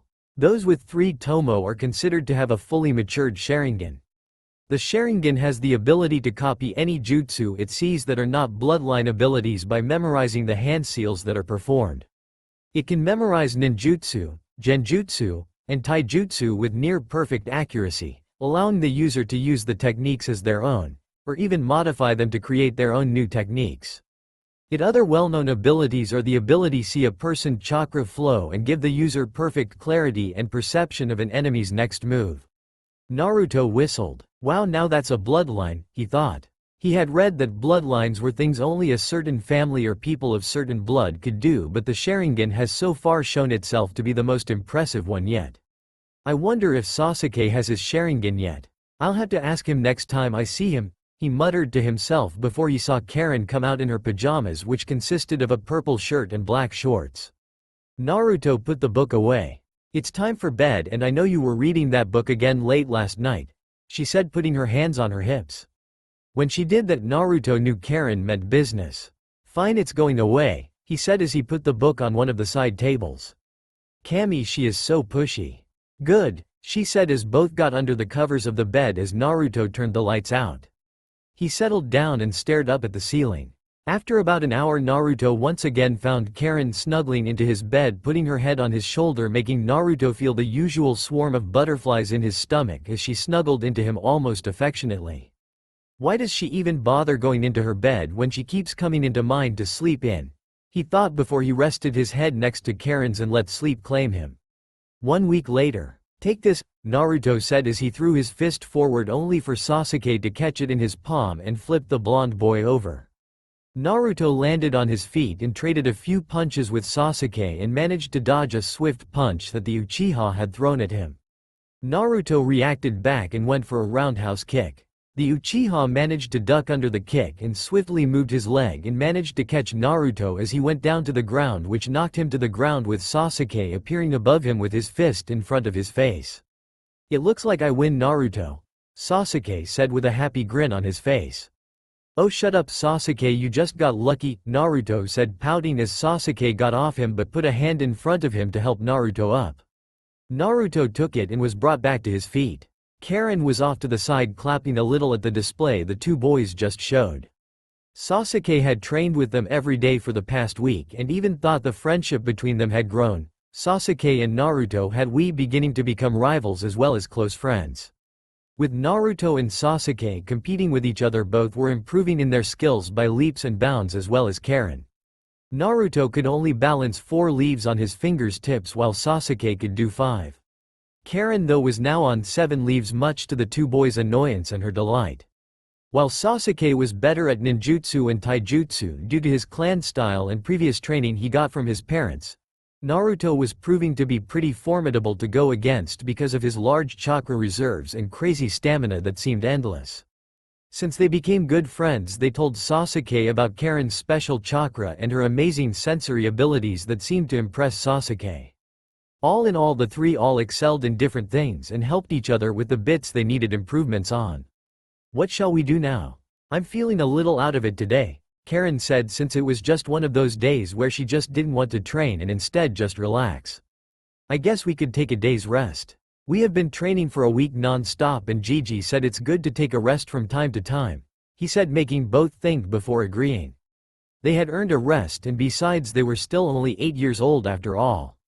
They left the training ground once again just like they had done for the past week, but this time Sasuke invited them over to the Uchiha clan compound for lunch since his mom had said she wanted to meet his new friends, so he figured why not getting it out of the way now. As they walked, Sasuke couldn't help but notice that some of the villagers were glaring at Naruto while they looked just indifferent at Karen. Why are they glaring? Sasuke thought, but saw Naruto was simply ignoring them, though he did spot the small hint of sadness in his eyes. The glaring still bothered Naruto even if he did his best not to show it. Karen noticed it too and grabbed Naruto's hand, giving it a comforting squeeze and a look saying, "It's okay. I'm here." Naruto smiled gladly at her and they walked on ahead hand in hand. Sasuke wanted to know why, but he figured he should ask another time since he guessed Naruto must have done something the villagers did not like. 10 minutes later they walked into the Uchiha compound. The other Uchiha members saw Sasuke walk in with the two Uzumakis. A few of the Uchihas saw him and scowled at his presence while others simply ignored him. They arrived at his home and Naruto and Karen couldn't help but look at it in amazement. The place was so big. It made their apartment look pretty insignificant in comparison. "Well, come on in," he said as he kicked off his shoes, which the other two did as well before they followed Sasuke inside the house. "Sasuke," a voice called, making the group look over to see an older boy walking towards them. The older boy looked a lot like Sasuke as he had onyx eyes, black hair with bangs that framed his face and a low ponytail that reached into his upper back. He was wearing a black shirt with a large Uchiha clan symbol on the back, and pants with a weapons pouch strapped to his back. "Hi Itachi," Sasuke said with his features brightening seeing his older brother. "These are my new friends. I brought them here to have lunch," he said, getting a nod from Itachi. "That very nice of you, Sasuke," he said with a small smile before bowing to the two Uzumakis. It's nice to meet you Naruto-san, Karen-san. They both bowed back. It's nice to meet you as well Itachi-san. They both said respectfully before the older boy turned to Sasuke. Why don't you stay and have lunch with his big brother? He said hoping his brother would join, but Itachi shook his head and poked Sasuke on the head, causing the boy to let out a small ouch. As Karen and Sasuke walked forward, Naruto turned around and saw the cold and sad look appear on Itachi's face before the older boy turned his head and left the compound. They continued to walk down the hallway before Sasuke pulled on one of the sliding doors and walked into the kitchen where his mother was once again preparing lunch. Makoto turned around and smiled seeing her son come into the room before noticing the other two children that walked in with him. She looked at Karen and knew she was an Uzumaki from the hair. Her hair was so much like Kushina's, but she was a little intrigued by the odd hairstyle Karen had. But when she saw Naruto, she almost dropped what she was carrying. She had not seen him up close before, but now that she did, she was amazed at how much like his parents he looked like. His hair and features are just like his father, but he has his mother heart-shaped face, and I know from what I have heard about him from others that he has his mother personality. Mom, these are my friends Karen and Naruto Uzumaki, he said as both Uzumakis bowed their heads to the Uchiha matriarch. It's nice to meet you Uchiha-sama, they both said politely. It's nice to meet you both as well, but please just call me Makoto, she said as both nodded. Well, since I'm guessing you three are here for lunch, take a seat at the table and it will be ready in a few moments, she said, motioning to the table, to which they then sat around. They didn't have to wait long and just chatted about their training before Makoto put down a few assortment bento boxes in front of them, getting starry, hungry looks from all three, while Naruto was slightly drooling, before they all began to chow down. Hold on, she said before she went into one of the kitchen drawers and pulled out the top of the healing cream that Sasuke knew all too well. Though Karen looked relatively fine, Sasuke and Naruto were covered in scratches and cuts again. Hold still, she said to Sasuke as her youngest son rolled his eyes a little but let his mom put cream over the cuts on his face and hands before she covered them with small bandages. You too Naruto, hold still, she said, moving in front of him, catching the blonde off guard though he remained still.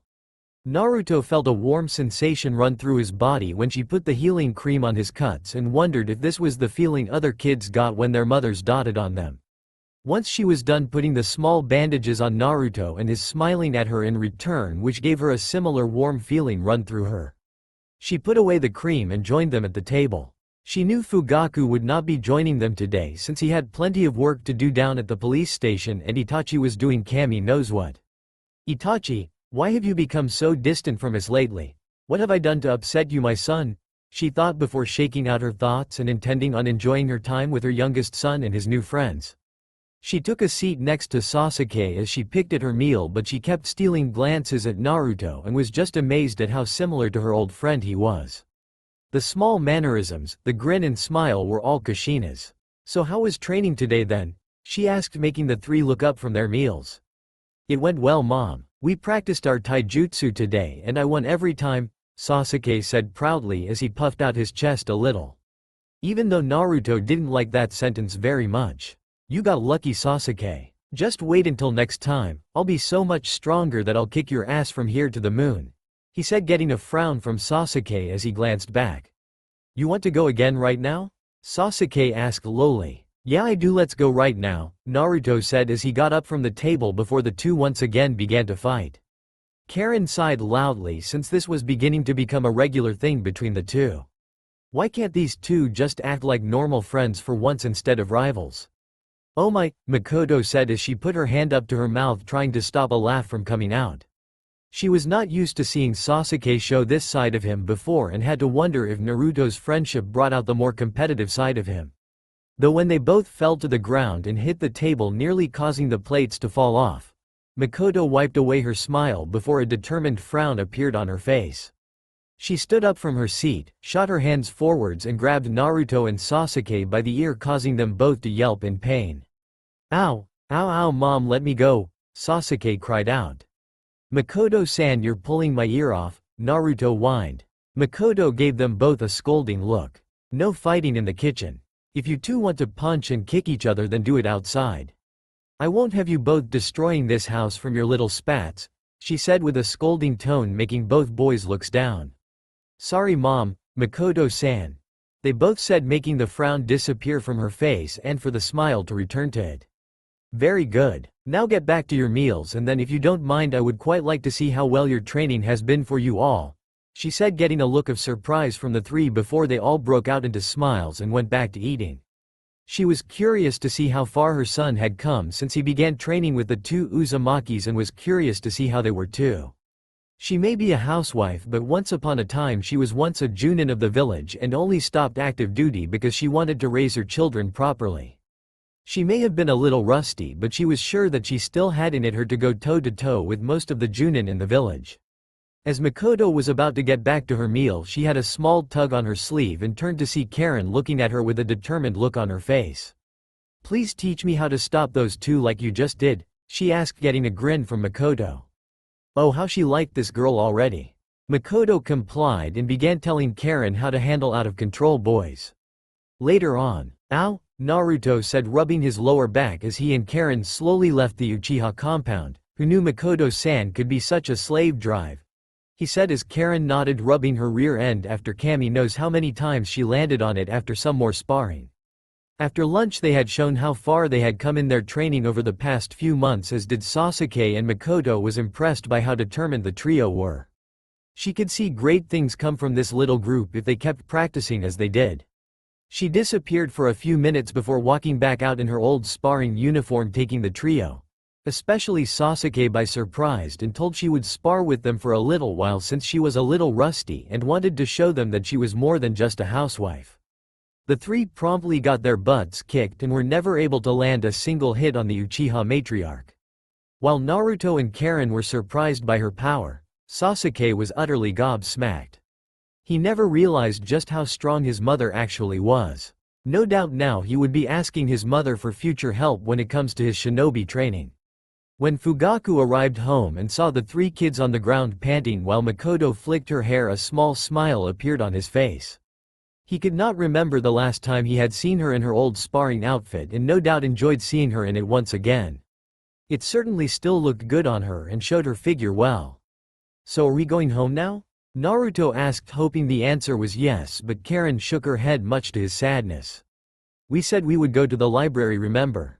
We said we would try to find some books on jutsu and elemental jutsu. Plus it was your idea, remember? Ever since you saw Sasuke use his fire jutsu you have wanted to try and learn an elemental jutsu, she said. Oh yeah, Naruto thought before he grabbed hold of Karen's hand, making her blush a little at the contact before the two sped off towards the library. Karen always felt warm being near Naruto or being in contact with him. His chakra was just so warm, it was like a constant warm hug from a brother that cared about you. They quickly arrived and quietly walked inside and headed towards the shinobi part of the library that Iruka had shown him.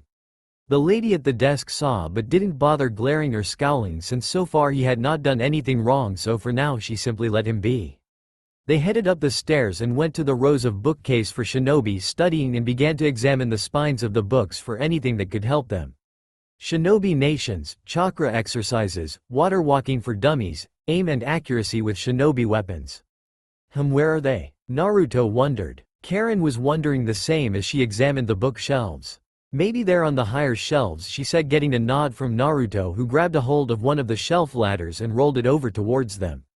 I take it there is something you need, a voice called, making them both turn around to see a girl who was looked to be either 2 to 3 years older, with light blonde hair that was tied in a single ponytail. She had a white coat over a red dress and blue shinobi sandals.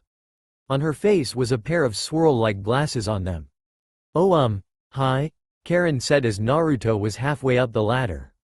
We are sorry for any noise we were making, but we were just trying to see if the jutsu portion of the shinobi archives were on the top shelf, she answered honestly, making the girl look at them a little oddly. Jutsu, aren't you two a little young to be thinking about jutsu, especially elemental jutsu? You both do know that mainly Chunin shinobi practice elemental ninjutsu, right? Well, how come Sasuke can do a fire jutsu and he is our age? Naruto asked from his spot on the ladder. The girl looked at him. Is this Sasuke by any chance, Sasuke Uchiha, the youngest son of the Uchiha clan head? She asked, getting small nods from them. Well, fire jutsu have always been something the Uchiha clan excels in, so it is no surprise that he knows a fire jutsu. My name is Shiho, by the way, I work at the library. Naruto and Karen frowned a little. Aren't you a shinobi since you're wearing the headband? They said, spotting the leaf headband on her forehead. That's right, I'm a genin, but I am training to be a cryptographer, she said, getting confused looks from the two. A cryptographer is someone who specializing in deciphering secret codes and messages, she answered, getting understanding looks from the two Uzumakis.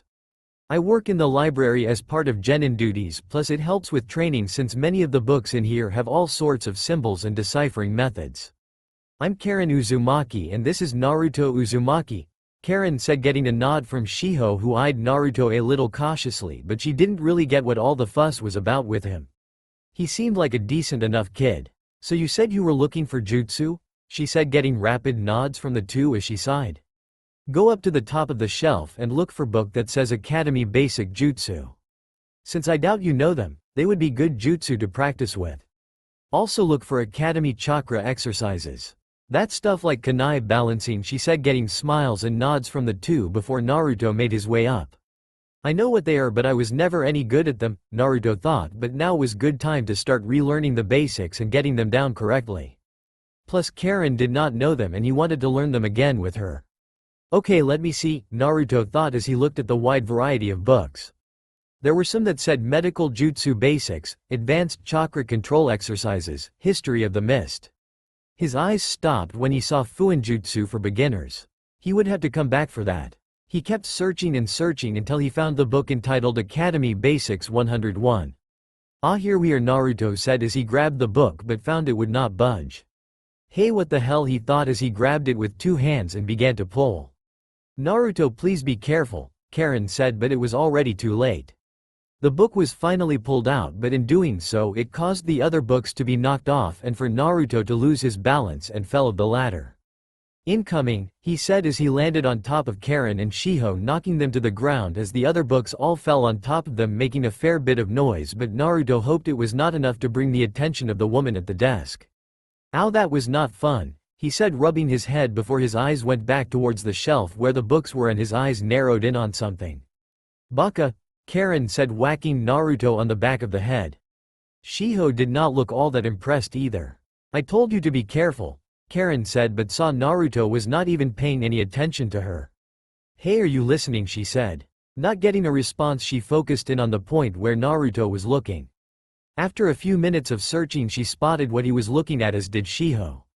What is that? Naruto said, getting back on the ladder and climbing back up the top shelf.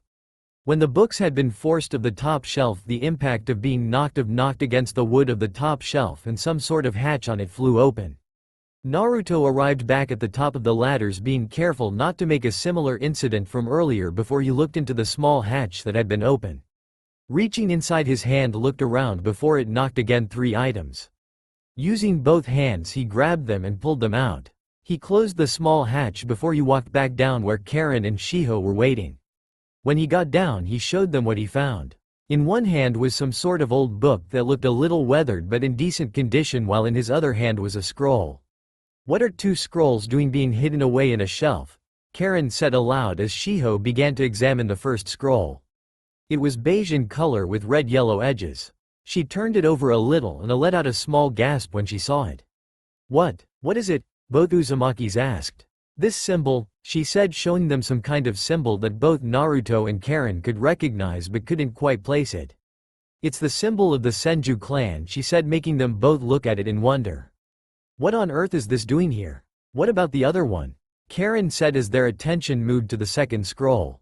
This scroll, unlike the other one, was beige as well but had red and blue edges. Shiho turned it around, but this time it was Naruto and Karen that gasped in realization when they saw it. That's the symbol for the Uzumaki clan, Naruto said, gently taking the scroll from Shiho's hands and into his own. The red Uzumaki swirl was present on it. I didn't even know our clan had scrolls like this left, he said, getting a nod of agreement from Karen. The Hokage probably does not even know they exist. Since you found them, Naruto, you should probably go and show them to him. You said your last name is Uzumaki, right? She said, getting a nod from the two. Well, in that case he will probably let you keep it since it does belong to your family, but he may take the Senju one away, she said with Naruto nodding before he gathered the two scrolls and the book and hid them under his shirt since he doubted the librarian knew about them and would let him just take it like that. He did not want to risk it. Karen grabbed the book on Academy Basics as well and both bolted back towards the front desk as they waved and thanked Shiho for the help. The lady at front desk looked suspiciously at them but stamped the book out for lease before Naruto and Karen bounded towards the Hokage tower. Gigi, Hiruzen heard as he sat at his desk in the Hokage office before the door to his office door slammed open only to see Naruto and Karen staring up at him, both panting a little and holding something in their hands. His papers on his desk fell off his desk much to his annoyance and scattered the office floor. Naruto and Karen entering his office was always like a tornado storming through when they visited. No, he shouted in his mind and swore he could hear giggling and chuckles from behind the walls where his Anbu usually hid. Gigi, you got to see this, Naruto said, getting rapid nods from Karen as both had an eager and excited look on their faces. Naruto, Karen, you can't just keep turning up in my office whenever you feel like it. I'm very busy with all this paperwork you see now lying around your feet, he said in a bit of an annoyed tone. But Gigi, this is really important. You have to see what we found, Karen said, trying to press the conversation further, making the Hokage sigh in defeat. Despite being a Hokage, he still could not win all arguments and conversations with children. Alright, he said, rubbing his forehead. What did you find? He said before Karen suddenly held out two scrolls in her hand while Naruto showed the diary-like book to him. Hiruzen was a little surprised to see there were scrolls that they were holding before he leaned in and took a closer look. When he did, Karen turned the scrolls over to show the symbols that were on them. When he saw them, Hiruzen's eyes almost fell out of his head and almost tripped and had to hold himself up on his desk. Those scrolls, he whispered as he reached for them and took them into his hands. He first thought they were fake, but after seeing the symbols, the coloring of the scrolls and the texture of the scroll, he knew they were very, very real. Anbu, leave the room, he said. After a few seconds he heard a few shunshin sounds. He then placed a silencing seal all around the room before he looked at the two Uzumakis with an interested looks in his eyes. Naruto, Karen, please tell me how you came into possession of these scrolls. So they did. They told him how they went to the library to look up some elemental jutsu when Naruto pulled one of the books out to hard, but it ended up opening a secret compartment. They figured out what they were holding with Shiho before they headed straight for him. Hiruzen nodded and told them he was glad they came straight to him. Though he would have to have Shiho sworn not to let anyone know about the scrolls since the scrolls they were holding should not even exist anymore. I must admit, Naruto, Karen, that you two have some of the most amazing luck I have ever seen. To think that these scrolls still existed behind our walls. The Senju clan scrolls belong to the only living Senju still alive, Tsunade Senju, and since she is not in the village they are all locked away in the Senju compound. But this, he said, holding the Uzumaki scroll in his hands, making both Uzumakis grin. I did not even think an Uzumaki scroll still existed. Most were believed to have been destroyed during Uzu's destruction. Even your mother Naruto only had a few scrolls and they are currently stored away until you come of age to receive them. Naruto stared, holding his hands behind his back, which Karen copied. Can we open them? Hiruzen took a deep breath and studied the scrolls and looked at the two youngsters' face. They both looked a little excited, though he could not blame them since they just found a scroll that contained some kind of Uzumaki secrets or jutsu. That, and if the council heard of them finding these scrolls, they may try to take them from them both, which Hiruzen desperate did not want. He took a deep breath before he spoke to the two. The Senju scroll we cannot open since it belongs to the Senju clan, and since no Senju is in the village at the moment it would break their trust if we opened it, he said, getting downcast look from both Naruto and Karen. However, he said, making their heads shoot up. Since you two are the only Uzumakis left and this is an Uzumaki scroll, then I don't see why you can't read it, he said, getting giant smiles form the two. Then what are we waiting for? Naruto said as he grabbed the scroll and slowly and delicately placed it on the Hokage's desk and slowly opened it. Karen and Hiruzen stood beside him looking over his shoulder, both also very curious to see what was written inside. The scroll opened and they all looked at the parchment. Written on the scroll form, what Hiruzen could see was a set list of justice. As Naruto continued to open them, he counted them all and discovered 6 justice in total, all written in neat handwriting with the necessary hand signs, and next to them was a brief description of what each jutsu does. "Gigi, are these jutsu?" Naruto asked and got a delighted sparkle in his eye when he saw the Hokage nod his head. "Whoa, so cool, so are these like clan jutsu?" Karen asked as Hiruzen examined them closer before speaking. "I believe they are," he said towards the 2 as he picked up the scrolls. "From what I can see there are 6 jutsu in total, however I have noticed that all 6 are water jutsu." He knew that by both the name and the water element symbol next to the jutsu names. "Then beside them there seems to be a rank," he said, pointing to the other symbols next to them. The first 4 seem to be C-ranked jutsu, while these other 2 look to be B-class jutsu. All water-based and ones that seem the Uzumaki clan made for members of the clan. Naruto and Karen nodded at the answer. "But how come they are all water thought?" Karen asked. While both she and Naruto were happy to find some jutsu that their clan had just for them, just like Sasuke and the Uchiha had their fireball jutsu, she wondered why they were all just water and had no other element. "Ah, well, you are aware that some clans are more in tune with certain element, like the Uchiha clan excels in fire-based jutsu, correct?" he said as both Naruto and Karen nodded. "Well, the same could be said for the Uzumaki clan and water-based jutsu. They excelled in anything water-related, though I'm not surprised since they lived in a place with water all around them and called themselves Whirlpool Village." Whoa, they both thought. They both knew that the Uzumaki clan excelled in Fuinjutsu and Kenjutsu, and while Karen was interested in taking up Fuinjutsu just like her ancestor Mito, who was a sealing genius, Naruto wanted the whole package and master both. But now hearing that Uzumakis excelled in water-based jutsu as well, it just made them even more determined, and both wanted to somehow master the jutsu that their predecessors made for them. "Now what about that?" Hiruzen said, motioning towards the small diary that Karen was currently holding. "Oh, well, we're not really sure. It was in the compartment with the scrolls. We figured it must have been important, so we brought it with us just in case," Karen mentioned, handing over the book as Naruto continued to look at the Uzumaki scroll. Hiruzen hummed to himself as he looked it over. He was not sure why, but he felt like he had seen this book before. Though he figured it must have been when he was much younger. He opened the first page but frowned when he saw no writing on the page. Looking at it for a moment, he figured it must have been a chakra-enforced diary. Of sorts, meaning he had to pour chakra into the book in order to see what was written. Quickly enough, as soon as he did, words began to form on the page. Though when he did and he saw the handwriting, it almost made his blood completely freeze. "This is not possible," he thought. He was in shock because he recognized the handwriting. He recognized it from anywhere because he knew the person who wrote this very well. Down at the bottom of the first page he saw the initials that had confirmed his suspicions. T.S. His head shot up to look at Naruto and Karen and was just amazed at their luck. Finding 2 scrolls of 2 of the most famous and powerful clans in the world, as well as finding this man's diary.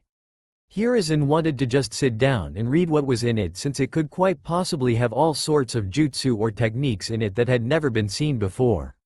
But looking at Naruto and Karen, he believed that they should keep this diary since they found it and no doubt it would help them in their career. He was already the Hokage of the Leaf and Open of the most powerful shinobis there was. Naruto and Karen both wanted to bring back their clan, and with Naruto wanting to be Hokage, they would both need all the help they could get. Maybe this notebook could help them on that path. Taking one last look at the contents of the notebook, he closed it and handed it back to Karen, who was a little surprised to get it back. "Keep it," he said. "Trust me when I say the contents that are in that notebook can help you greatly, since you both want to be great shinobi one day." "Really?" Naruto said, looking up from the scroll. "Who wrote it?" Hiruzen smiled slyly. "That will be for you to figure out, Naruto," he said, making both Uzumakis shrug at the old man being all secretive. However, he spoke with a more stern tone, making them both stand upright and listen. "I must ask that you both do not reveal that you have that scroll or that book. Trust me when I say they are both very valuable and many would like to get their hands on them.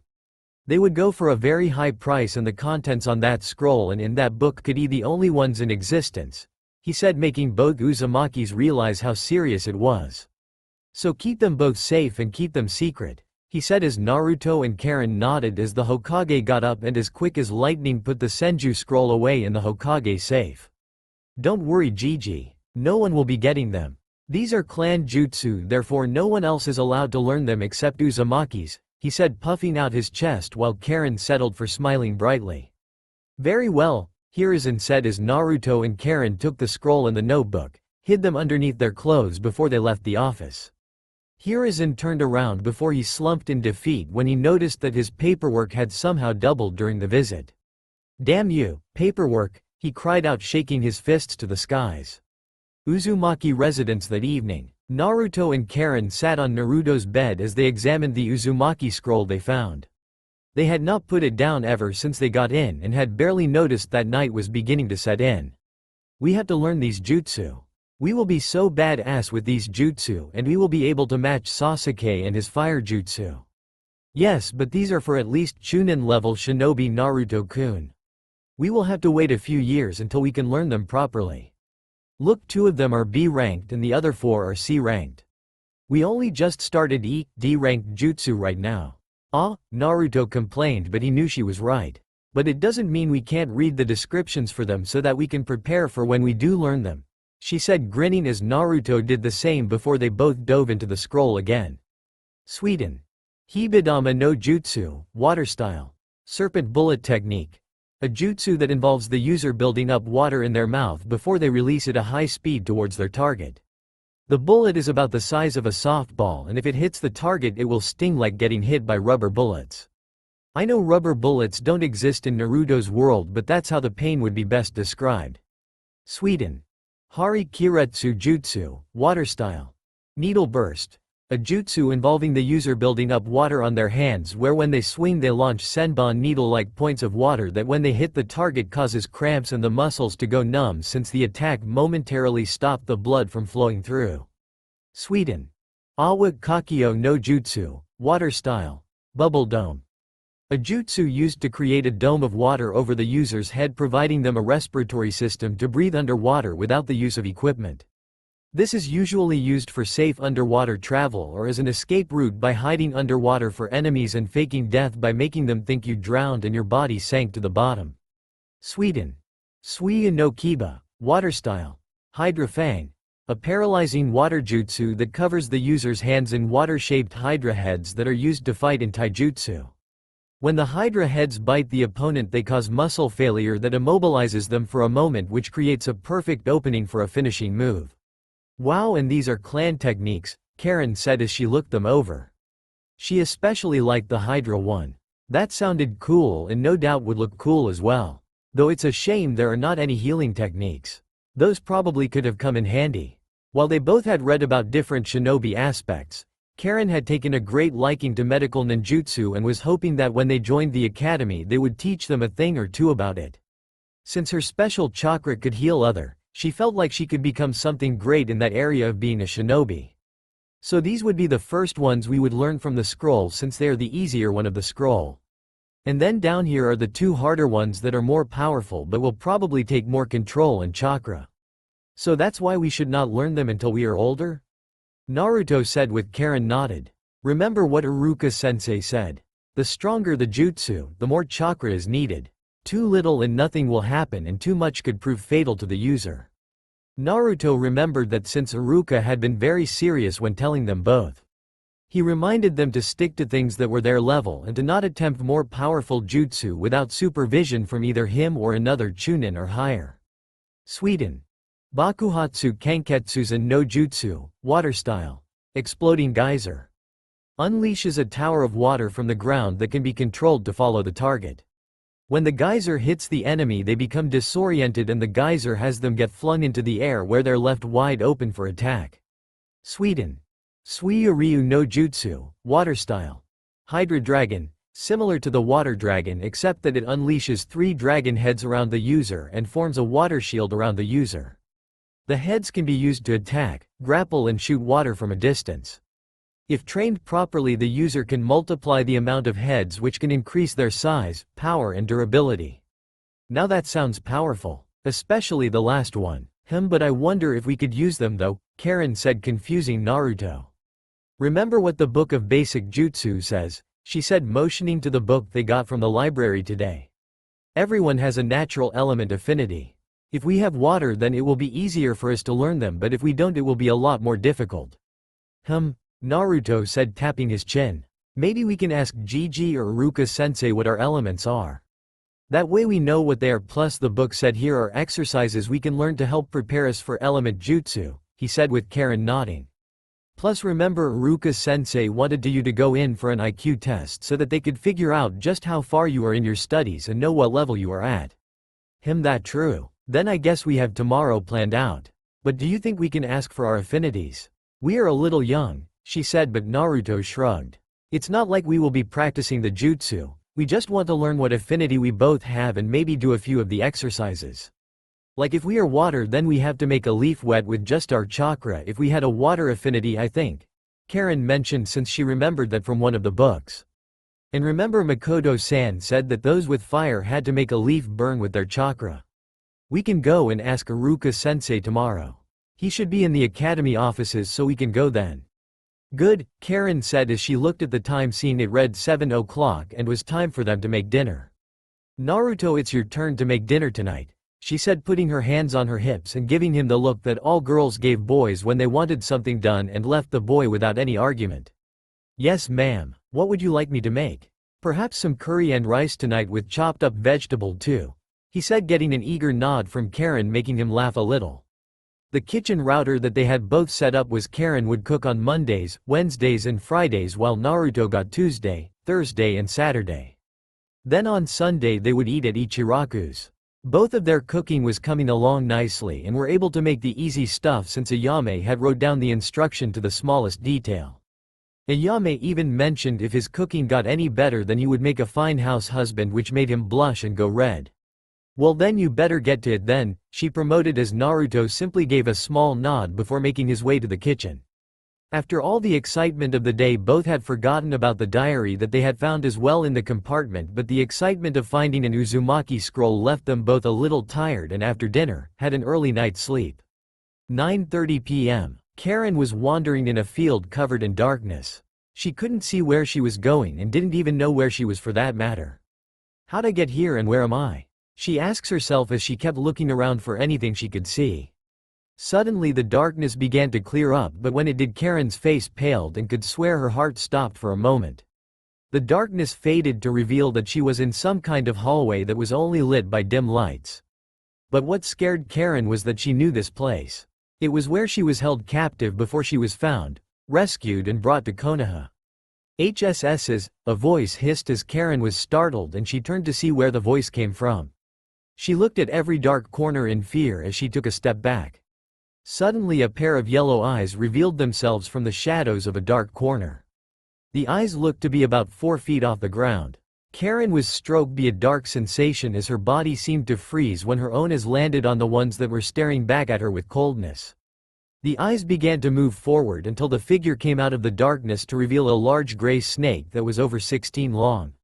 The snake hissed at Karen, showing its forked tongue as it looked at her with what she thought was hunger. Not wasting a moment, Karen turned and ran away as the snake didn't move from its spot, but Karen didn't care as she kept running, looking for any way out. Seconds turned to minutes as she kept running, but the hall just seemed to go on and on with no end. However, eventually Karen came by a crossroad that had 3 doors on different sides of the walls and each having a window on the center. Karen carefully looked inside the door on the left but couldn't see anything inside. The same happened with the center door, but when she peeked into the door on the right, she saw there were flickering lights inside that revealed a small pathway to another door head.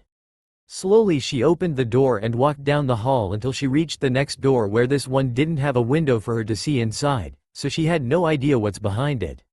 Like before, she slowly opened the door as it creaked from rust, and she looked inside to see what looked like a medical chamber with tools, a medical strapping bed, books and other things used for study. Why am I here? She thought to herself as she stepped inside before she felt a hand clasp her shoulder. She froze mid-step and heard a low chuckle form behind. Turning around, all she saw was a man completely black form the shadows, and the only thing that stood out was his gold snake-like eyes. My dear, where did you go? We were going to have so much fun. he said in the most sinister voice she had ever heard in her life and was bringing back horrid memories of her time in there. She shook around but the man hand never left her, should and simple tightened. She began to scream before every around her went hazy and could hear someone shouting her name.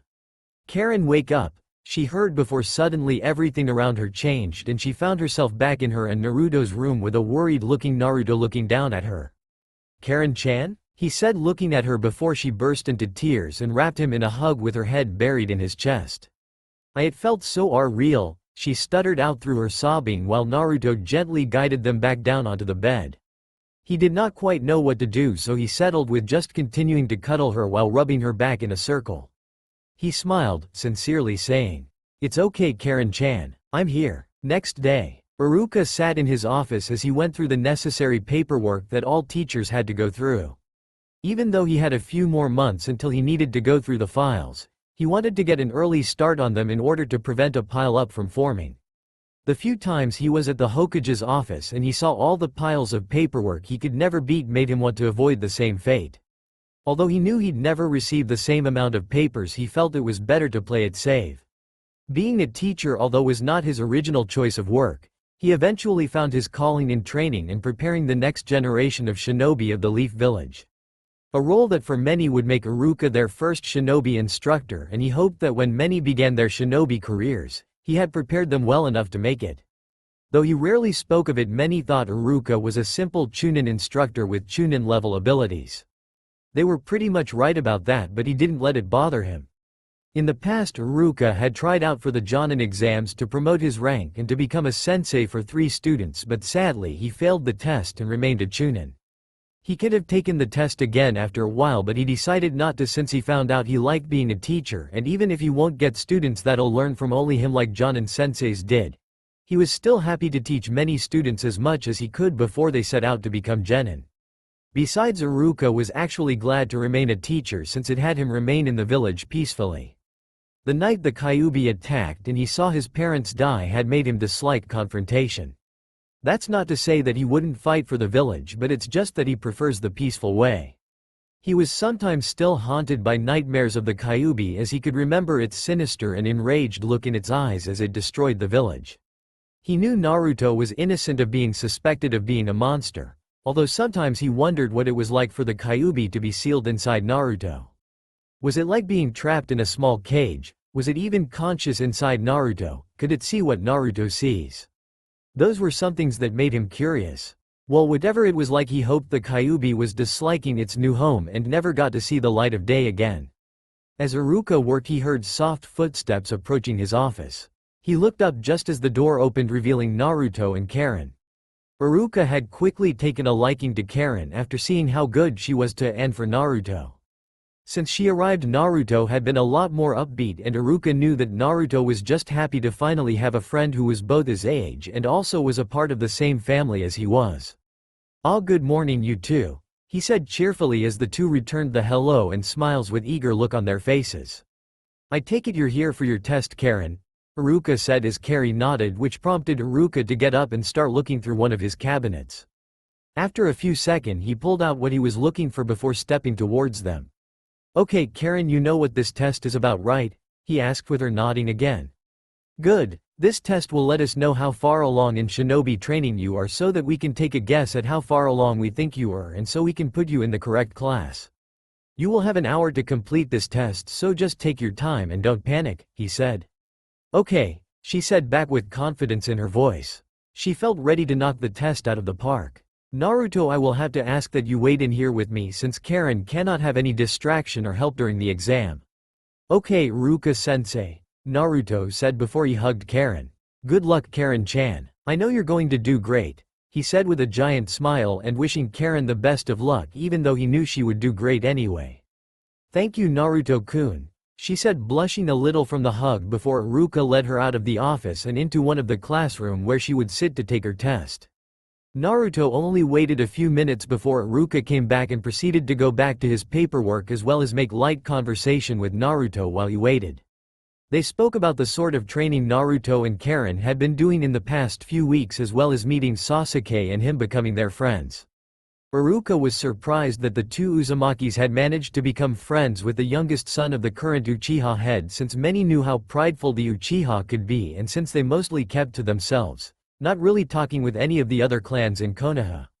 Naruto didn't tell Iruka about the scrolls he found either, since even though he trusted Iruka with his life, it was a clan scroll and it therefore only involves the clan and no one else.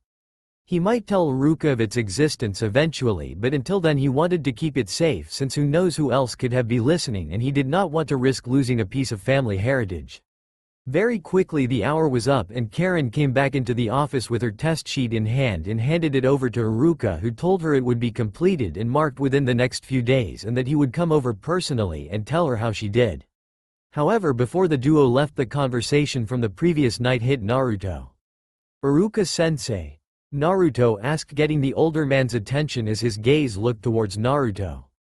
"This might sound a little odd, but could we find out what our element affinities are?" Iruka, in every sense of the word, was a little surprised by the question. He doubted the two Uzumakis were ready for the element training just yet. "Naruto, Karen, you two are in the academy. You won't be able to learn element jutsu yet. It's a very advanced form of ninjutsu." "We know," Karen quickly answered. "We know we are not trained enough and don't have the control for it yet, but we would like to learn what our affinity are. Maybe even learn some control exercises for them," Naruto added with Karen nodding. "I don't know," Iruka said, scratching the back of his head. If they just wanted to find out their affinities, then he did not mind that, but he did not want them to get ahead of themselves that could later lead to an accident that ended up hurting them both. Iruka sighed before giving them a serious look. "If I let you discover your affinities, promise me that you will not attempt an element-based jutsu without a Chunin-level shinobi watching or trying one until your reserves and element control are enough. Do we have a deal?" he asked in teacher mode.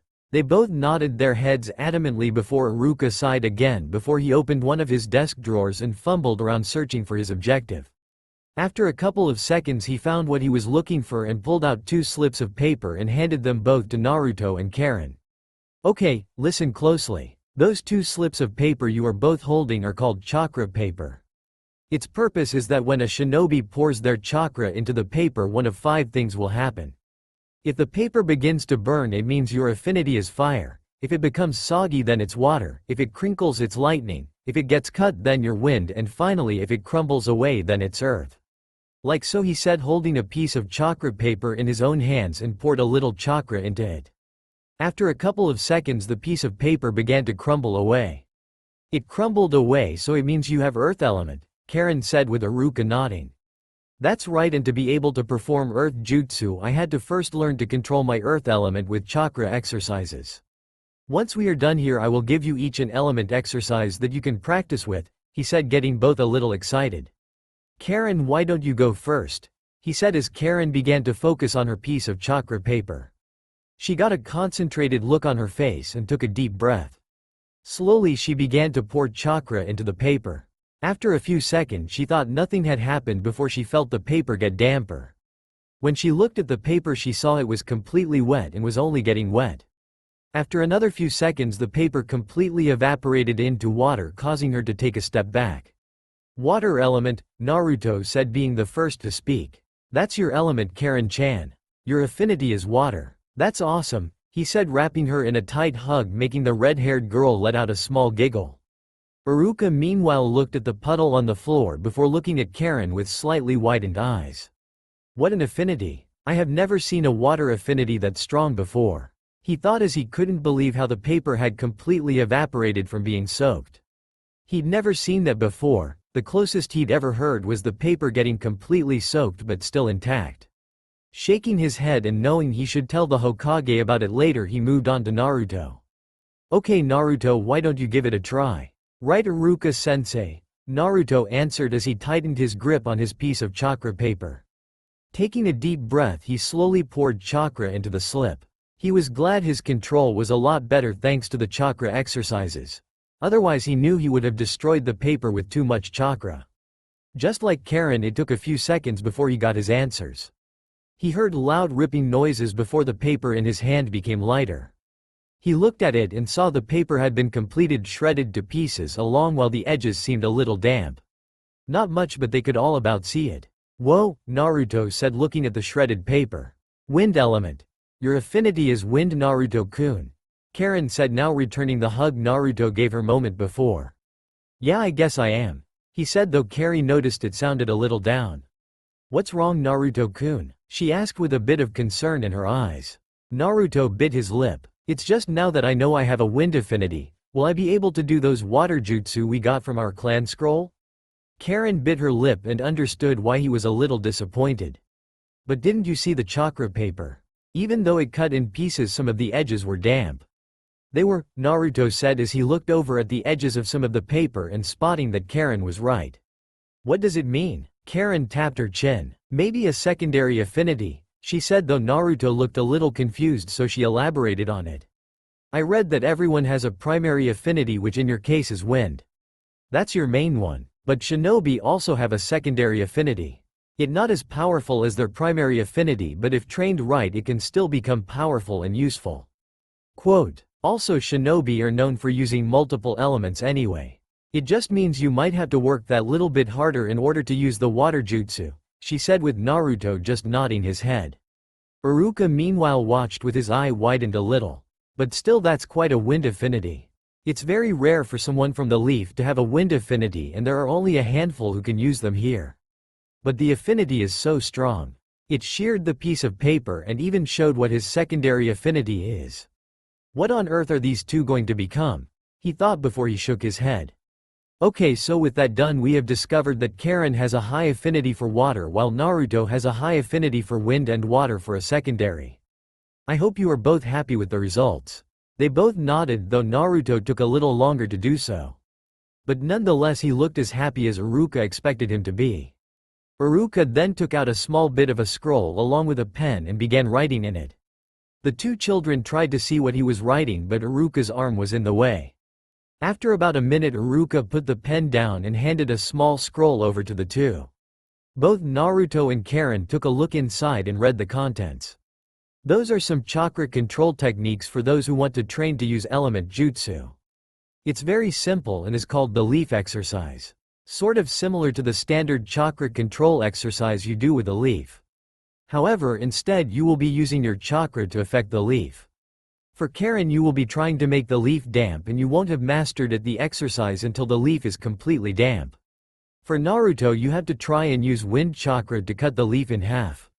I must tell you now that it will take you both at least a few weeks, maybe a few months to fully use nature chakra to fully affect the leaf. It is Chunin level for a reason. Right, we understand, Iruka-sensei, Naruto said, though he hoped they could get the leaf exercise done as quick as possible since doing it for a few months sounded a little boring in Naruto's opinion, though he was sure Karen could keep him on the straight and narrow. We can go and start now, Karen answered before Naruto and Karen took off. Not before Naruto gave Iruka a quick hug and Karen gave Iruka a peck on the cheek, which made him get a small ting of red appear on his cheeks before he smiled and got on with his work. As Naruto and Karen ran out of the academy building and headed towards their usual training ground, both saw a man step out of one of the nearby stores and ran into him. The man oofed a little when they accidentally knocked into him, but stayed up straight, but Naruto and Karen landed on their butts. Sorry sir, Karen said as she rubbed her behind a little before standing up. Naruto did the same and looked at the man they ran into. They recognized him as a shinobi due to the headband on his head. He was a tall man with a strong build to him with tanned skin. He had brown eyes, short, black spiky hair, and a beard. His clothing consisted of the standard Konoha ninja uniform with the sleeves rolled up halfway, flak jacket and regular shinobi sandals. Around his waists was a sash with the kanji for fire on it. That's okay kids, just watch your surroundings next time, the man said before the two nodded and continued to the training grounds. The shinobi watched them go, though he did spot the scroll in Karen's hand and began to wonder if the two were going to train. He recognized a shinobi scrolls and he knew the two of that Naruto and Karen were the Uzumaki duo his father had spoken of before. Curiosity getting the better of him and lighting a cigarette, he shined away, curious at the training the two Uzumakis would be training in. Later on at training ground. Okay, so how do we do this? Naruto asked as his eyes scanned the scroll in front of him as Karen also examined it. Karen tapped her chin. Well, it looks pretty similar to the leaf exercise we do for our chakra control. But instead of using it to balance, we have to try and transform our chakra into the necessary element while we pour chakra through it. You're really smart, Naruto blurted out, causing Karen's cheeks to redden a little before a sappy smile appeared on her face. And you're kind of sweet, she replied back, making Naruto get a big silly smile appear on his face. Come on, let's begin and start trying, Karen said as she seated herself underneath one of the trees by the training field with Naruto joining her beside her. She picked up 2 leaves and handed one to Naruto. They read what Iruka had written in the scroll before they began pouring chakra into the leaf. They thought to best change the nature of their chakra, they should visualize the kind of element they were using. So Naruto began rethinking of the winds and the feel he got when the wind hit him, while Karen did the same only for water. After 2 hours they quickly found that method was not one that really led anywhere, and at best it felt like all they were doing was wasting chakra. Even Karen had to stop after about an hour of continuous usage before she felt she needed a quick break. They wondered if Sasuke had to do this in order to learn a fire jutsu. But then again, he had his parents and the entire Uchiha clan to help him and point him in the right direction. This is getting us nowhere, Naruto said, ruffling his own hair and falling down onto his back as he stared up at the leaves on the tree above him. You have to be patient, Naruto. Remember what Iruka said. It could take days if not weeks to even make the smallest change. Plus we are only 8 years old. It is going to take us a long time to complete this exercise. Which is why this should be something we do in our spare time. Make small improvements to it as time goes by. Naruto sighed before groaning a little. He knew she was right, but it just felt so frustrating. He wondered if this was one of the reasons many did not achieve element transformation, because it was so long and infuriating. Yeah, you are probably right as usual, he said teasingly. Karen just grinned a little before playfully sticking her tongue out at him. Element transformation at your kid's age is very rare, you know, a deep voice said, surprising them both as they looked up in the tree where the voice came from. There on one of the branches was the man they ran into earlier, slowly taking a drag on one of his cigarettes. When did you get there? Naruto asked, a little surprised. And why are you here? Karen asked too, frowning as she looked up at the shinobi above them. Well, I saw the scroll in your hands earlier and I was curious to see what training you would be doing. Though I didn't imagine you would be doing element transformation. It's Chunin level stuff and you kids look like you're still in the academy. Naruto was going to answer before Karen beat him to it. You know it's polite to introduce yourself before you ask questions, she said, making the shinobi raise his eyebrows slightly. She's got spirit, he thought before grinning. I pray Anko never gets wind of her. My apologies, my name is Asuma Sarutobi, Jonin of Konoha. The man said, getting surprised looks from both of them as Naruto stood up and looked at him. Sarutobi, they both said, getting a nod from the man. That's the same name as Gigi, Naruto said to Karen as she nodded. Are you related to him? Gigi? Asuma thought for a second before he understood who they were speaking about. Oh right, you mean my dad. Your dad? They both shouted. Old man Hokage is your dad. They both said, getting a nod from Asuma, who had his hands in his pockets and looking a little amused at their reactions. Whoa, so you are like a younger, more badass version of the old man? Naruto said, which made Asuma bark with laughter before he scratched the back of his head a little embarrassingly. Well, younger, yes. Worse is most likely, he said, grinning. Though more powerful, I'm afraid not. My old man a high S-class shinobi while I'm an A-ranked, maybe one day. But still, an A-ranked shinobi is pretty powerful. It means you're really strong. Quote, hey, maybe you can help us, Naruto said, eagerly, getting a raised eyebrow from Asuma. Help you? And tell me why I would want to help two Gakis like you?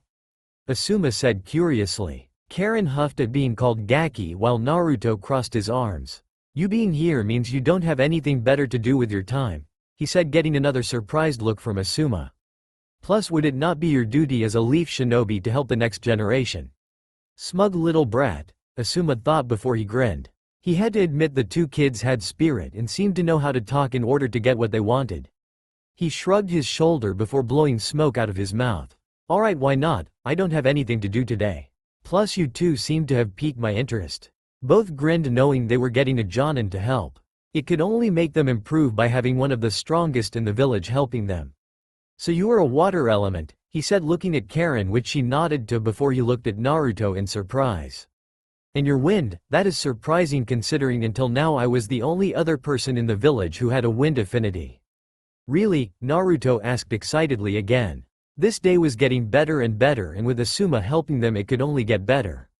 And I am guessing you are having trouble trying to transform the chakra into wind, right? He said, getting a nod from Naruto. It takes a very long time to fully transform chakra into your affinity, and wind is the most versatile.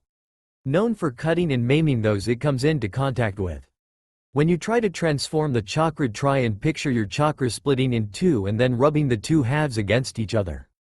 After they sharpen each other into thin and sharp pieces and then rejoin them.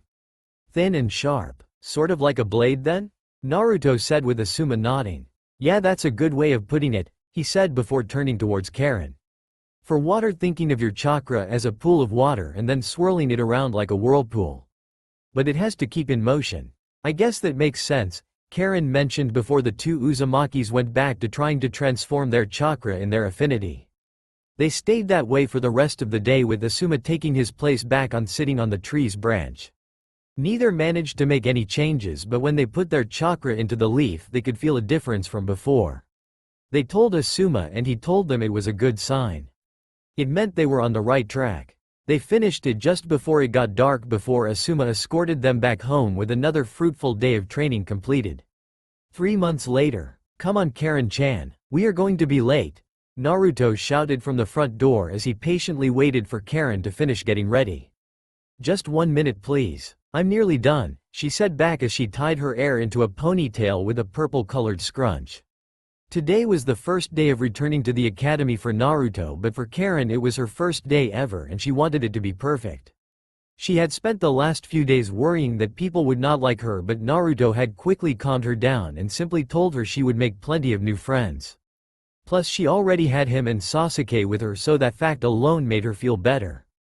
Plus she knew she was already placed in Iruka's class. She had passed her test with flying colors according to Iruka, and he was no doubt eager to see what she was capable of when in class.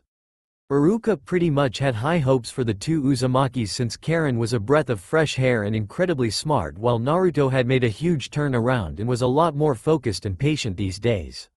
Okay, I'm done, she said, coming out of their room wearing a light purple shirt with a black skirt and black sandals. Have you had some breakfast? I know you have skipped yesterday's, Naruto said, crossing his arms, giving her a stern glare, though he knew it was no use on her. Somehow she was immune from his glares.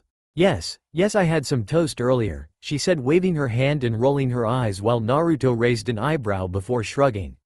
Fine, now let's go, he said as they both left their apartment and headed towards the academy. Their training over the 3 months had been fruitful for both. Karen had all but perfected her chakra exercises with the leaves and could hold all 10 leaves on her fingers' tips for hours on end. Naruto could do the same, but only with one hand. But he was pleased nonetheless. Their taijutsu had improved since they practiced a lot with Sasuke, and they did that over at the Uchiha compound since Sasuke's mom Makoto seemed to enjoy teaching the trio a thing or two and would help them with their stances and how to make their punches stronger and crisper. Fugaku didn't seem to mind, though he did eye the two Uzumakis a little warily at times, as if he suspected them of something. Plus Asuma had even given them a few tips to help them with their element manipulation. He told them if they needed him, the best place to find him would be his home or the Dango restaurant, where he would normally hang out with his fellow jonin and comrades.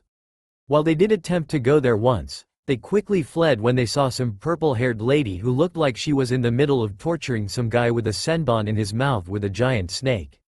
They walked side by side, sticking close to each other, and Naruto simple ignored nay glare he was being given. In fact, Karen had even began giving those that glared a glare right back at them, since she knew Naruto would never do it. It only took them about a 20-minute walk before they arrived at the academy and walked into the halls of the academy. Naruto noticed that nothing had really changed all that much and everything looked relatively the same as it did before.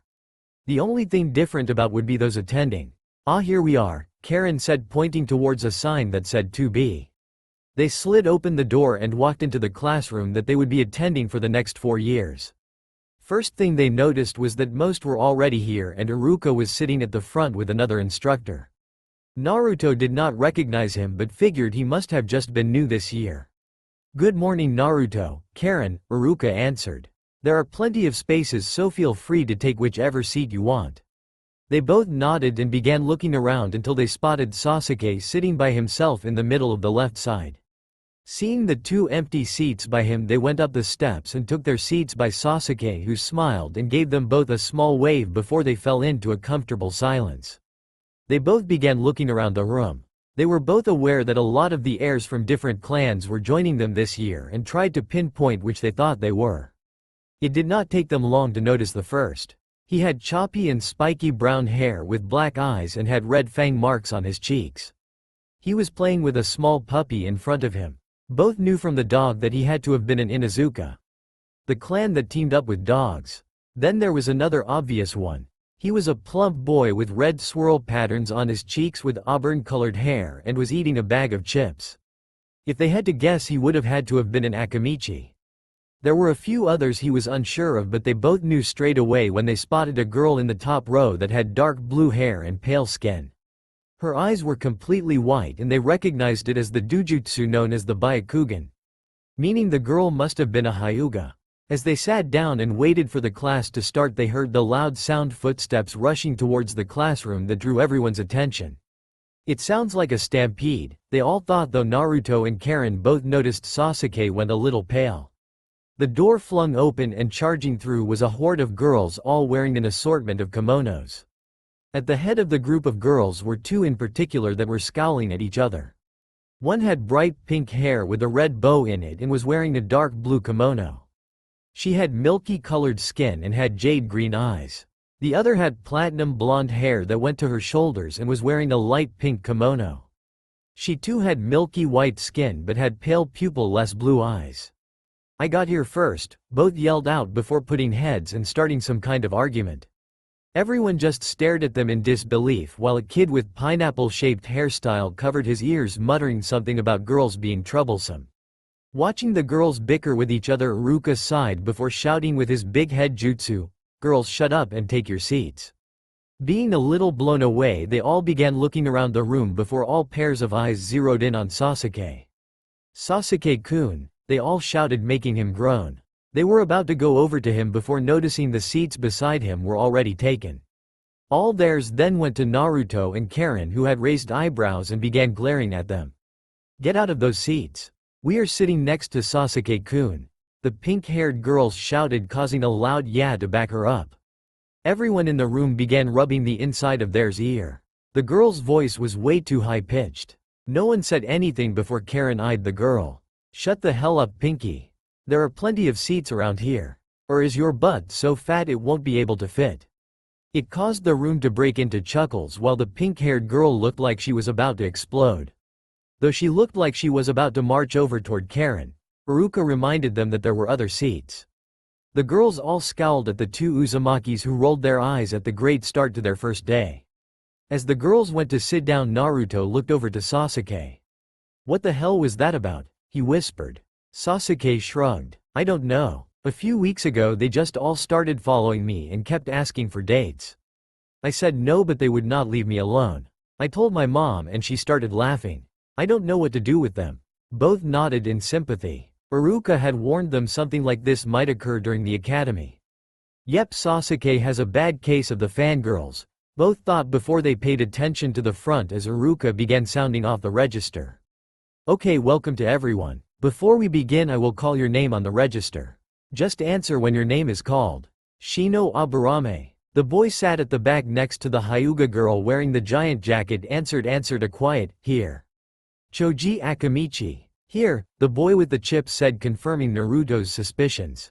The register continued for about a minute as Naruto and Karen watched and who answered when the names were called. The boy with the red marks on his face was an Inuzuka that was named Kiba, and the girl at the back was a Hyuga like they expected, called Hinata.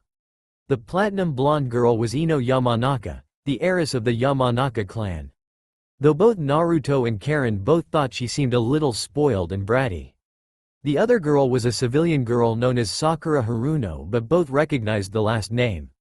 They believed her mother was on the civilian council, meaning the girl was no doubt from a wealthy civilian family. The lazy boy beside the Akamichi was revealed as Shikamaru Nara, the heir of the Nara clan, and from the looks of things he was just like all the others Naras Naruto was aware of. Lazy. Other than that, everyone else was from civilian families. Sasuke Uchiha, Iruka called out. "Here sir," Sasuke said from his pot, which resulted in most of the girls in the class to squeal. Sasuke just groaned in annoyance and rested his head on the table. "Karen Uzumaki," he said, causing the Karen to respond back politely, though she earned a few glares from some of the other girls and some dreamy looks from some of the civilian boys that made Naruto form a tick mark on his head. "Naruto Uzumaki," he said. "Here Iruka-sensei." Naruto answered, though it caused a few people to break out and whispered, mainly the civilian side. "It's that kid my mom told me to stay away from. I hear he is some kind of freak of nature." Naruto looked away, not allowing it to bother him, though Karen did glare at those that whispered and unintentionally released a little bit of killing intent that surprised Iruka and the other instructor. She quickly stopped and sat back around, but did link her hand with Naruto's underneath the desk, which Naruto smiled his thanks to her. "Okay, now that everyone is accounted for, first let me introduce myself. My name is Iruka Amino and I will be your shinobi teacher and instructor for the next 4 years. Next to me is my fellow instructor Mizuki Toji, who will be assisting me with teaching you all." The man next to him smiled politely and gave a small wave to everyone, though no one noticed the small glare he sent towards Naruto. "Okay everyone, so to begin with, let me all ask you one simple question. What is a shinobi?" A lot of hands went in the air, though the one belonging to Sakura was the one that caught Iruka's attention due to all the flying around it did. "Yes, Sakura," Iruka called, making Sakura grin in victory at everyone. Mainly Karen, though she scowled at seeing Karen was not even looking at her. She was talking to Naruto and Sasuke and said something that made them both laugh. Sakura did not like that but began to answer the question anyway. A shinobi is someone who trains to fight for and protect the village that they are born and raised in, and are able to perform jutsu by using an energy called chakra, which is the mixture of both physical energy and spiritual energy. They do all kind of missions ranging from various levels and use a wide variety of tools and weapons. Yeah, that was very good," Iruka said, looking at the girl.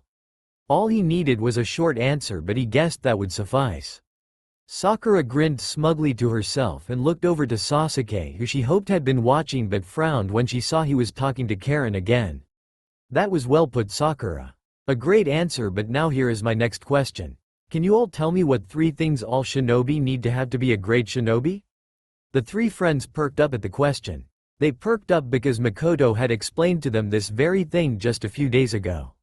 She told them to be prepared of that question since they always ask it. Most answered that they needed jutsu or to be from a clan, but Iruka shot them down immediately.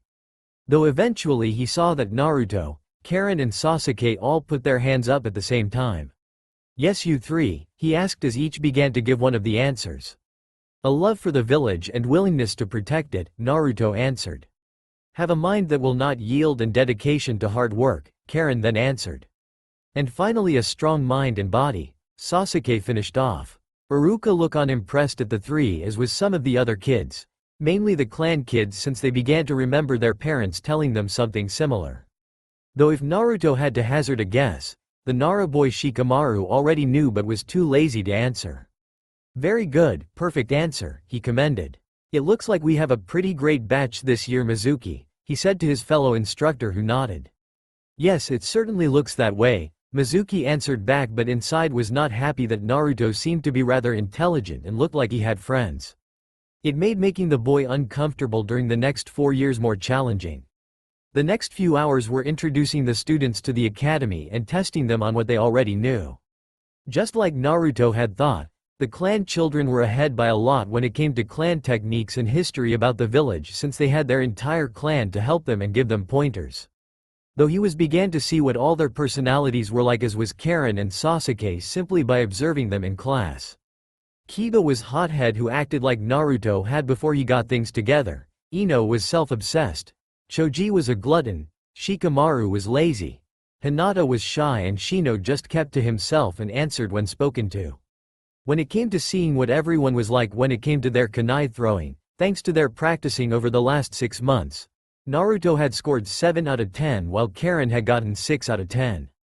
Sasuke meanwhile got 8 out of 10, which earned a squeal from all the girls in the class other than Karen and Hinata. Kami, do they ever shut up? Naruto thought while Karen just shook her head. He was really glad Karen was not a fangirl, otherwise he doubted he would be able to bear listening to her rambling on about Sasuke like all the others girls. Then Iruka and Mizuki tested them on taijutsu and had them spar against the instructors.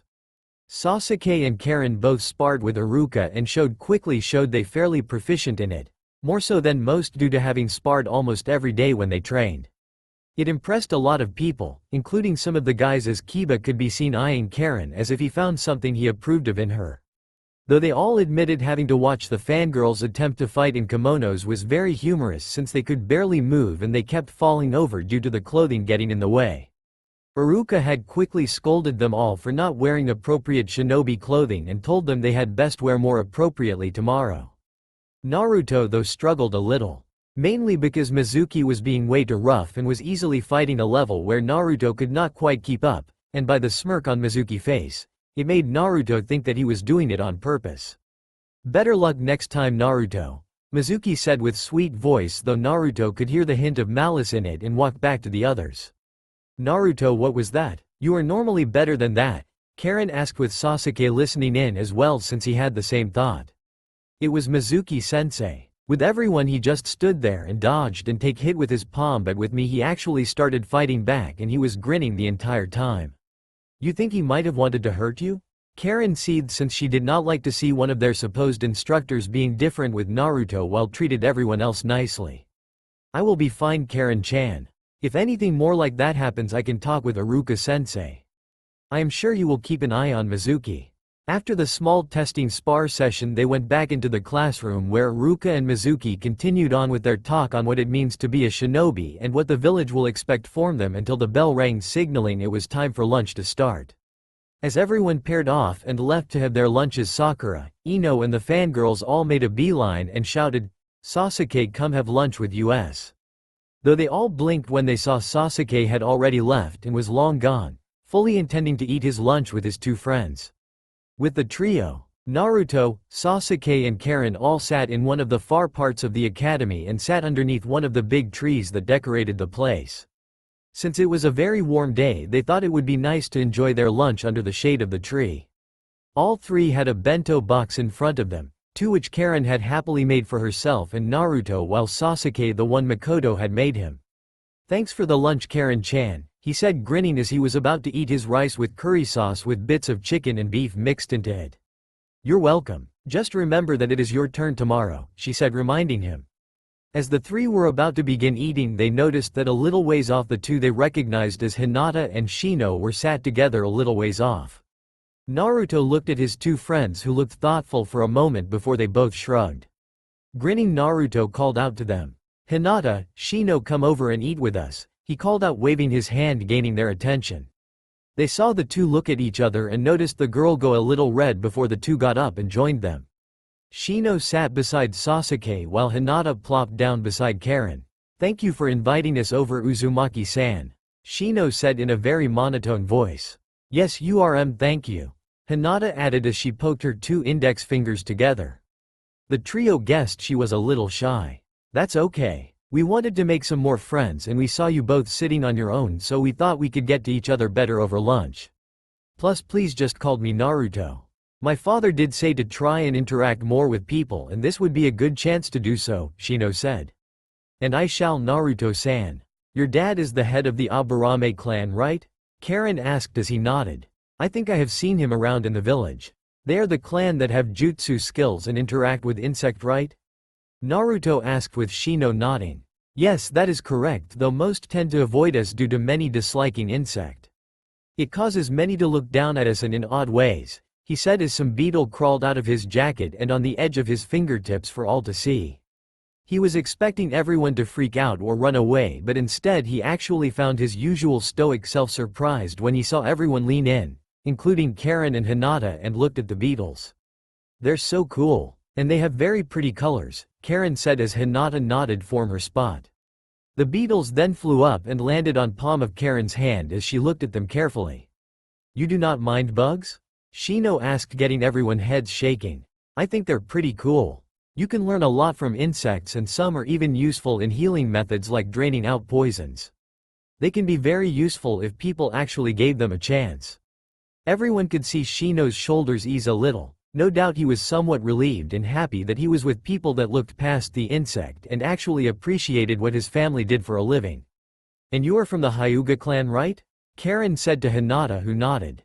Other than Sasuke, I have never met someone from one of the top-tier prestigious clans in the Leaf, since the Hyuga are known all over the world for the Dujutsu.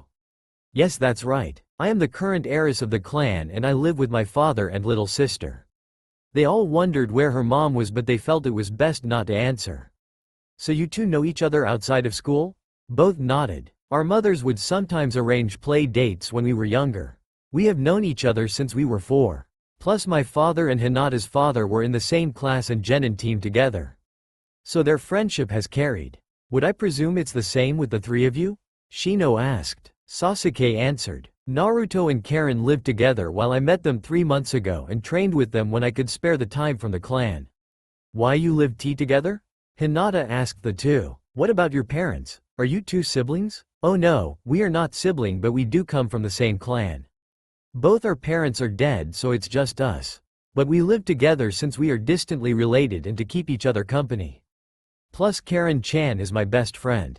The two nodded, though Shino picked up the clan part. You say you are part of a clan? He asked, getting a nod from the two. Our clan is the Uzumaki clan. But unfortunately, due to past events and the wars, we are the last two of our clan.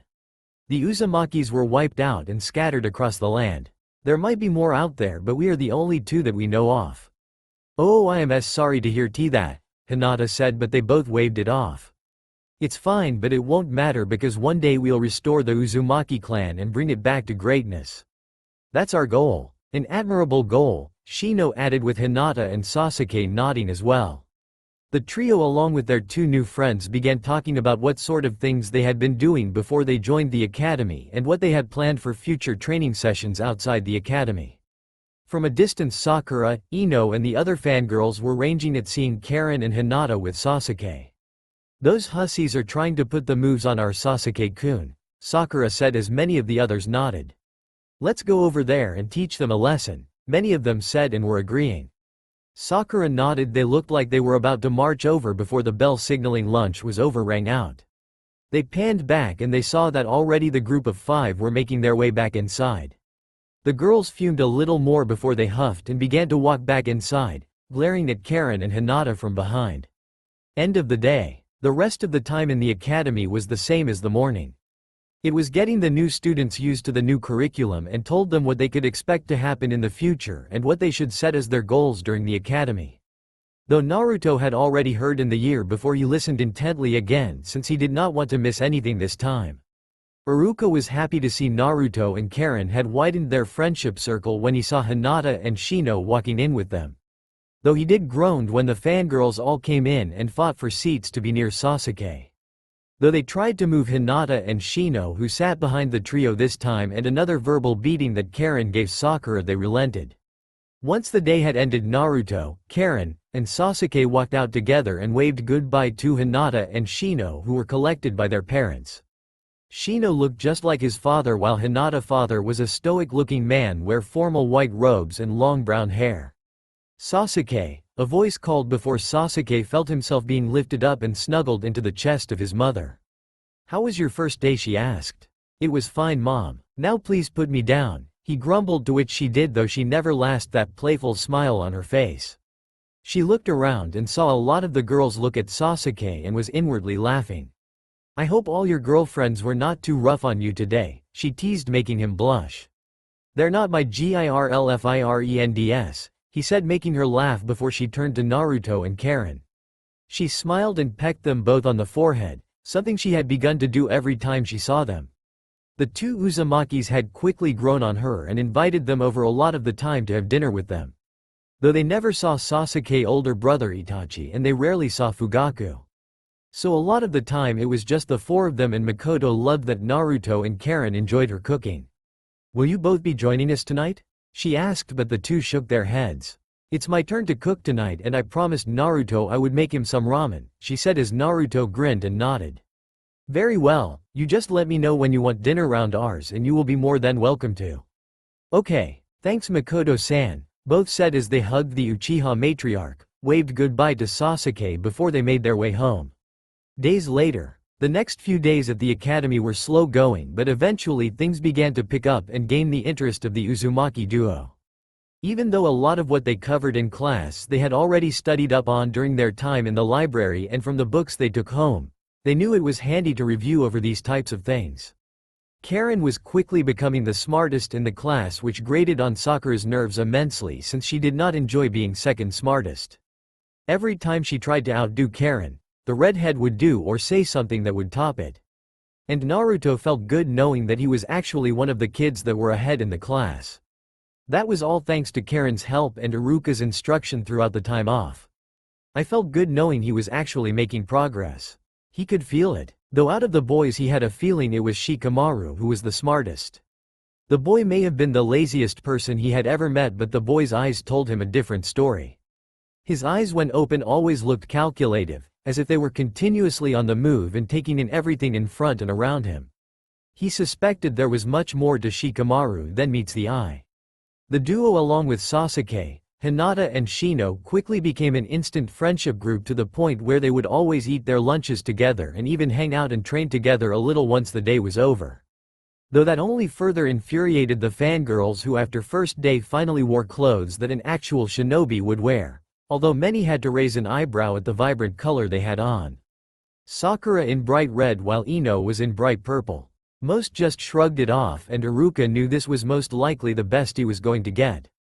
Currently Naruto, Karen, Sasuke, Hinata and Shino were enjoying a round of ramen after Naruto had begged and begged for them to go and eat there since he had not been there in at least a week. They eventually gave in. The group enjoyed the meal even though Naruto continued to spout on about how great it was, which earned a laugh from Ayame and Tucci, while Karen had given him a whack on the back of his head telling him to just eat his bowl. Meanwhile Sasuke looked a little worried. He had told them all that his brother had become even more distant than before, and now his father was beginning to do it too. When he asked his mother, she never gave him an answer and would always change the topic. It annoyed him to no end. "I am sure it will work out, Sasuke-kun. Didn't you say your father will one day be the Uchiha clan head?" Karen said as Sasuke nodded. "It might be the pressure," Shino added. "Taking over a clan is a big responsibility, and for one such as the Uchiha clan it is a very big deal since it is one of the founding clans." "I guess that's true," Sasuke muttered as the two girls patted his shoulders, which made him look at them in thanks and give them a smile. "Old man Tucci, your ramen just get better and better every time I eat it," Naruto said as he ate another bowl. His friends just watched the bowls pile up while Karen did not look as surprised by it. "Where does he put it all?" was the general thought of everyone, while Tucci and Ayame just looked amused at the blonde. "So do you guys want to train after this?" Naruto asked as he slurped up some of his noodles. "Father asked me to return home once this was over so he could go over some more of our clan jutsu," Shino answered in his normal stoic tone. Hinata said the same, though Sasuke said he could spare a few hours.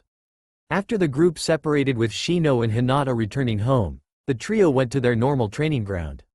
For the next few hours the trio practiced mainly their taijutsu, with them alternating form 2-on-1 spars so that they could get used to defending themselves from multiple enemies at the same time. While Sasuke was using his clan's style of taijutsu, both Naruto and Karen had stuck to the academies for the time being until a style that they both liked presented itself to them. They always wondered if there was a Uzumaki style of fighting, but neither had any idea if there was one. They hoped to find out one day. As they trained, up in the trees a short distance away, Asuma Sarutobi sat on one of the top branches and watched the trio spar with each other. "They are not bad. It seems that in a few years' time, we may be fighting to get those three in our teams. They have certainly proved that they are quite the up-and-comers," he said as another shinobi appeared beside him, leaning against the tree. He could not be clearly seen other than his whitish-gray hair that defied gravity and alone eyes appearing and looking at them. "You may be right. Though let's not get carried away. They have a long way to go yet, and there is not guarantee they will make it that far," he said before he disappeared in a swirl of leaves, while Asuma just rolled his eyes. "Always a critic," he said before he followed after in his own swirl of leaves. Down below, Karen turned her head and looked up in the trees where they just were. "I thought someone was there," she thought to herself before shrugging and get back to the spar. Later on, Naruto lay in his bed with the light on as he read over the Uzumaki scroll again for what felt like the 100th time since they had gotten it. He wanted to know the jutsu like the back of his hand so that when the day came to master them, he would be ready. Plus he knew Karen was extremely interested in learning these jutsu since her affinity was water. Hearing footsteps, he looked over to see Karen in her nightwear and got into bed on her side of the bed. Since the two slept beside each other every night, it had become more routine to have one another beside each other. Plus both felt comforted having the other next to them. Plus Karen's nightmares of the snake man were becoming less and less much to their relief. Looking over the scroll again, she said as he rolled it up and nodded. Just wanted to familiarize myself with them again, he said as he opened up a small bedside cupboard and put it inside. As he went to close it, he saw the journal that they had found as well and went to pick it up. Karen noticed him take it and sat up with him and looked it over. I almost forgot we even had that. Have you looked at it yet? She asked but saw Naruto shake his head. No, I completely forgot about it too. I was so focused on the scroll that I forgot we even had this. Well, let's read it. I am curious to find out what is in it too, she said with Naruto nodding and opening it up and remembering to pour chakra into the book since it needed chakra to show the writing on the pages. As they opened the first page and saw the writing appears, the first thing they saw was the TS appear at the bottom written in black ink. TS? What does that mean? Naruto asked as Karen looked it over. Initials maybe? Could be a way to distinguish who the book belongs to, Karen said, trying to rack her brains about who it could belong to. There was one name in particular that stood out, but she thought it was crazy. They turned the next page to see a page filled with notes that looked like theories to jutsu as well as modification to old jutsu. Though they noticed that the majority of them were water jutsu and a few were earth and wind jutsu. Whoever this person was, they really liked their water jutsu, Naruto muttered as Karen agreed with him, though she was examining the contents on the pages very carefully. This is some amazing stuff. It's even more intricate as the ones in the library books, and those were written by shinobi that had to be jonin at the very least. Whoever wrote this had to have been above a jonin, she thought, which was another arrow towards her assumption to who it belonged to. They turned the page and this time there was a long paragraph that looked like the writer had begun to put his thoughts into the journal. The two began to read it. My goal in perfecting the Edo Tensei has slowly begun to come into fruition. Hashirama still comments that the jutsu should not have even been created, but he does not see the benefits in it. The use of bringing back the dead to give us past knowledge and skills that was once lost is an art that is truly helpful and can no doubt help and benefit the leaf along the way. My brother has always been a little close-minded as well as his wife Mito, but they will come to see that this jutsu is for the good of the village. As they finished reading, both Uzumakis gawked at the journal with their eyes wide and their mouths wide open.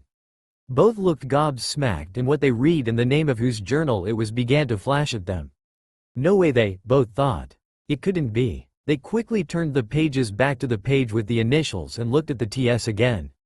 They looked at each other before they jumped out of bed, went to the window and looked up at the Hokage monument and started at the 1 second to the left.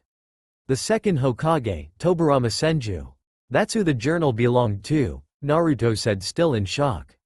As soon as I saw the word brother and Mito in it, it could not be any clearer. It is no wonder the Hokage looked so gobsmacked when he saw it. He was his mentor after all, but I wonder why he did not tell us. Naruto snorted. It was probably so that we would react like this. But still, Karen said, putting the journal in her hands again. This is so valuable, perhaps even more valuable than our Uzumaki scroll. The knowledge and thoughts of second Hokage are in this book, Naruto. His own personal thoughts, jutsu he created as well, those he did not perfect yet. It is literally a historical goldmine. Why did the Hokage let us keep it? Naruto was thinking the same thing, but he knew the old man would not let them keep it unless it was for the right reason. Maybe he thinks we can make good use of it. After all, with the guidance of the second Hokage, it will help push us to become great shinobi and will help strengthen our clan. Maybe that is what he is hoping for. Maybe, but still, to entrust this to Toe 8 years old is still amazing nonetheless. With that high water affinity of yours being exactly like the second Hokage's, maybe it more of a blessing. You could learn under the second Hokage about your water element as if he was really here with this, he said, tapping the book. Karen looked at it and knew Naruto had a good point. Being under the guidance of a past Hokage, especially one as powerful as the second truly was a blessing in disguise. Plus it has some wind jutsu in there too. So we can both learn from it too, he said, making her smile at the thought of working together with Naruto. It always appealed to her since he was good at motivation. I guess you're right, she said before placing the journal back into the bedside cabinet. But we will talk about it more tomorrow. For now let's sleep, she said, flopping down onto the bed. Naruto stretched a little before joining her. Little did they know that night would be a night the Leaf Village would never ever forget. Next morning, the moment the two Uzumakis woke up, they knew something was wrong. Normally they would wake up to the sounds of loud chatting and carts being pulled as the citizens of Konoha went about their daily routines. Today though, it was just silence. Complete silence, and there was a horrid knot in both their stomachs. As they both walked the streets together, they saw that there was very few people out today, along with seeing a few shinobi jump from rooftop to rooftop every half a minute. They wanted to know what was happening or what had happened to cause such a disturbance to the village, so they hightailed it to the academy. When they arrived, they found Haruka wiping one of the boards with the eraser. When he turned around and saw them, he had a surprised look on their faces. Naruto? Karen? What are you both doing here? Well, we are here for the academy of course, but we want to know what is going on around the village. There is hardly anyone around and the shinobi seem to be going hectic. You have not heard, have you? Haruka asked them both, making them look at him oddly. He put a hand through his hair and sighed rather loudly. Heard what? They both asked, wanting to know what happened. Last night, the Uchiha clan was massacred. Your friends Sasuke and his mother were the only ones left alive. They are currently both in the hospital, he said. He opened his eyes and was not surprised to see both Naruto and Karen had gone and ran out of the classroom. It's a dark day in Konoha, he thought before he finished tying up the classroom and try and keep busy. Naruto and Karen ran down the street as fast as they could possibly go, even going to lengths as pushing chakra into their legs to make them go faster. Sasuke, Makoto-san, they both thought as they ran, leaving clouds of dust to form behind them and making those that were out and about look at them. As they neared the hospital, they noticed a few of the Chunin and Junin of the village stationed around the hospital, but neither cared and ran into the hospital. Can you sense Sasuke, Karen-chan? He asked as Karen closed her eyes and began searching for Sasuke's chakra signature. She focused for about a minute before her eyes snapped open. Follow me, she said, grabbing his hand and beginning to run up the stairs of the hospital. They went up 3 flights of stairs before they, in and out of multiple corridors before they found themselves in the intensive care unit. Karen's head looked all around before it stopped on the 4th door to the right. She and Naruto were about to continue before an Anbu dropped in front of them. Halt, you are not permitted to enter this room, he said in a tone that made no room for argument. Before they could both answer, the Hokage appeared behind them and put his hands on their shoulder before looking at the Anbu. It's fine, Bear, they have permission, he said as the Anbu nodded and disappeared. I am a little surprised to see you both here, Sarutobi said as he looked down at the 2 Uzumaki children. We need to see Sasuke. We need to check if he is okay, they both said at the same time, making him nod. I know you do, and you are both very admirable for doing so. It shows that Sasuke has 2 very loyal friends. Though Sasuke has been through a very traumatic experience. When you see him, he may not be completely the same as he was before. So it's true then? Karen asked, and Hiruzen sadly nodded his head. What about Makoto-san? Is she okay, and what about Fugaku-san and Itachi-san? She asked as Naruto looked like he wanted answers too. The Hokage sighed and rubbed the back of his head. No doubt the events of the last few hours were taking its toll on him. Makoto-san is alive, bit in a bad way. It will be some time before she will be up. Fugaku-san unfortunately did not make it while Itachi has left the village. Both Uzumakis looked at him in surprise and shock. They knew things had been a little rough with Sasuke's older brother and the clan, but they did not think he would leave. Why did he leave? They asked. Because Karen-chan, Naruto-kun, Itachi is the one responsible for the massacre. He was the one that destroyed the Uchiha clan. Both Uzumakis felt their stomachs drop and both then looked down to the ground with empty eyes, both trying to wrap their heads around what the Hokage had just told them both. Both with one thought in their mind. Why? Go on in. I am sure Sasuke could use the company, he said as they both slowly walked towards the door. Naruto opened the door and the 2 slowly and quietly walked in. When they walked in, both did their best not to cry. There in one of the beds was Makoto with wires and tubes covering her arms and mouth, doing its best to heal her and help her breath. Her skin was very pale, as if the blood from her body had disappeared. Her hair was sprawled out to the side of her. They could hear the heart monitor besides her beeping away. It crushed them both to see her in such a state. On the other side of her was Sasuke sitting in a chair with one of his hands holding firmly onto one of his mother's hands. He had an empty look on his face and just looked emotionless. There were signs of moisture on his cheeks showing he had been crying. He was dressed in a simple blue shirt and beige bottoms. His eyes looked empty, but they never left his mother. When they entered, his eyes did briefly flicker over to them before they returned to his mom. Neither Naruto nor Karen knew what to say since they did not want to upset him or make things worse.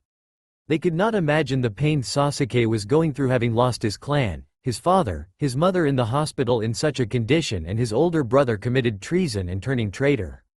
So the two simple pulled up chair and sat both sides of Sasuke and just stayed there with him to let him know that they were there for him and that he would not be alone in this. That's all for now. If you enjoy this video, then please like, share and do comments.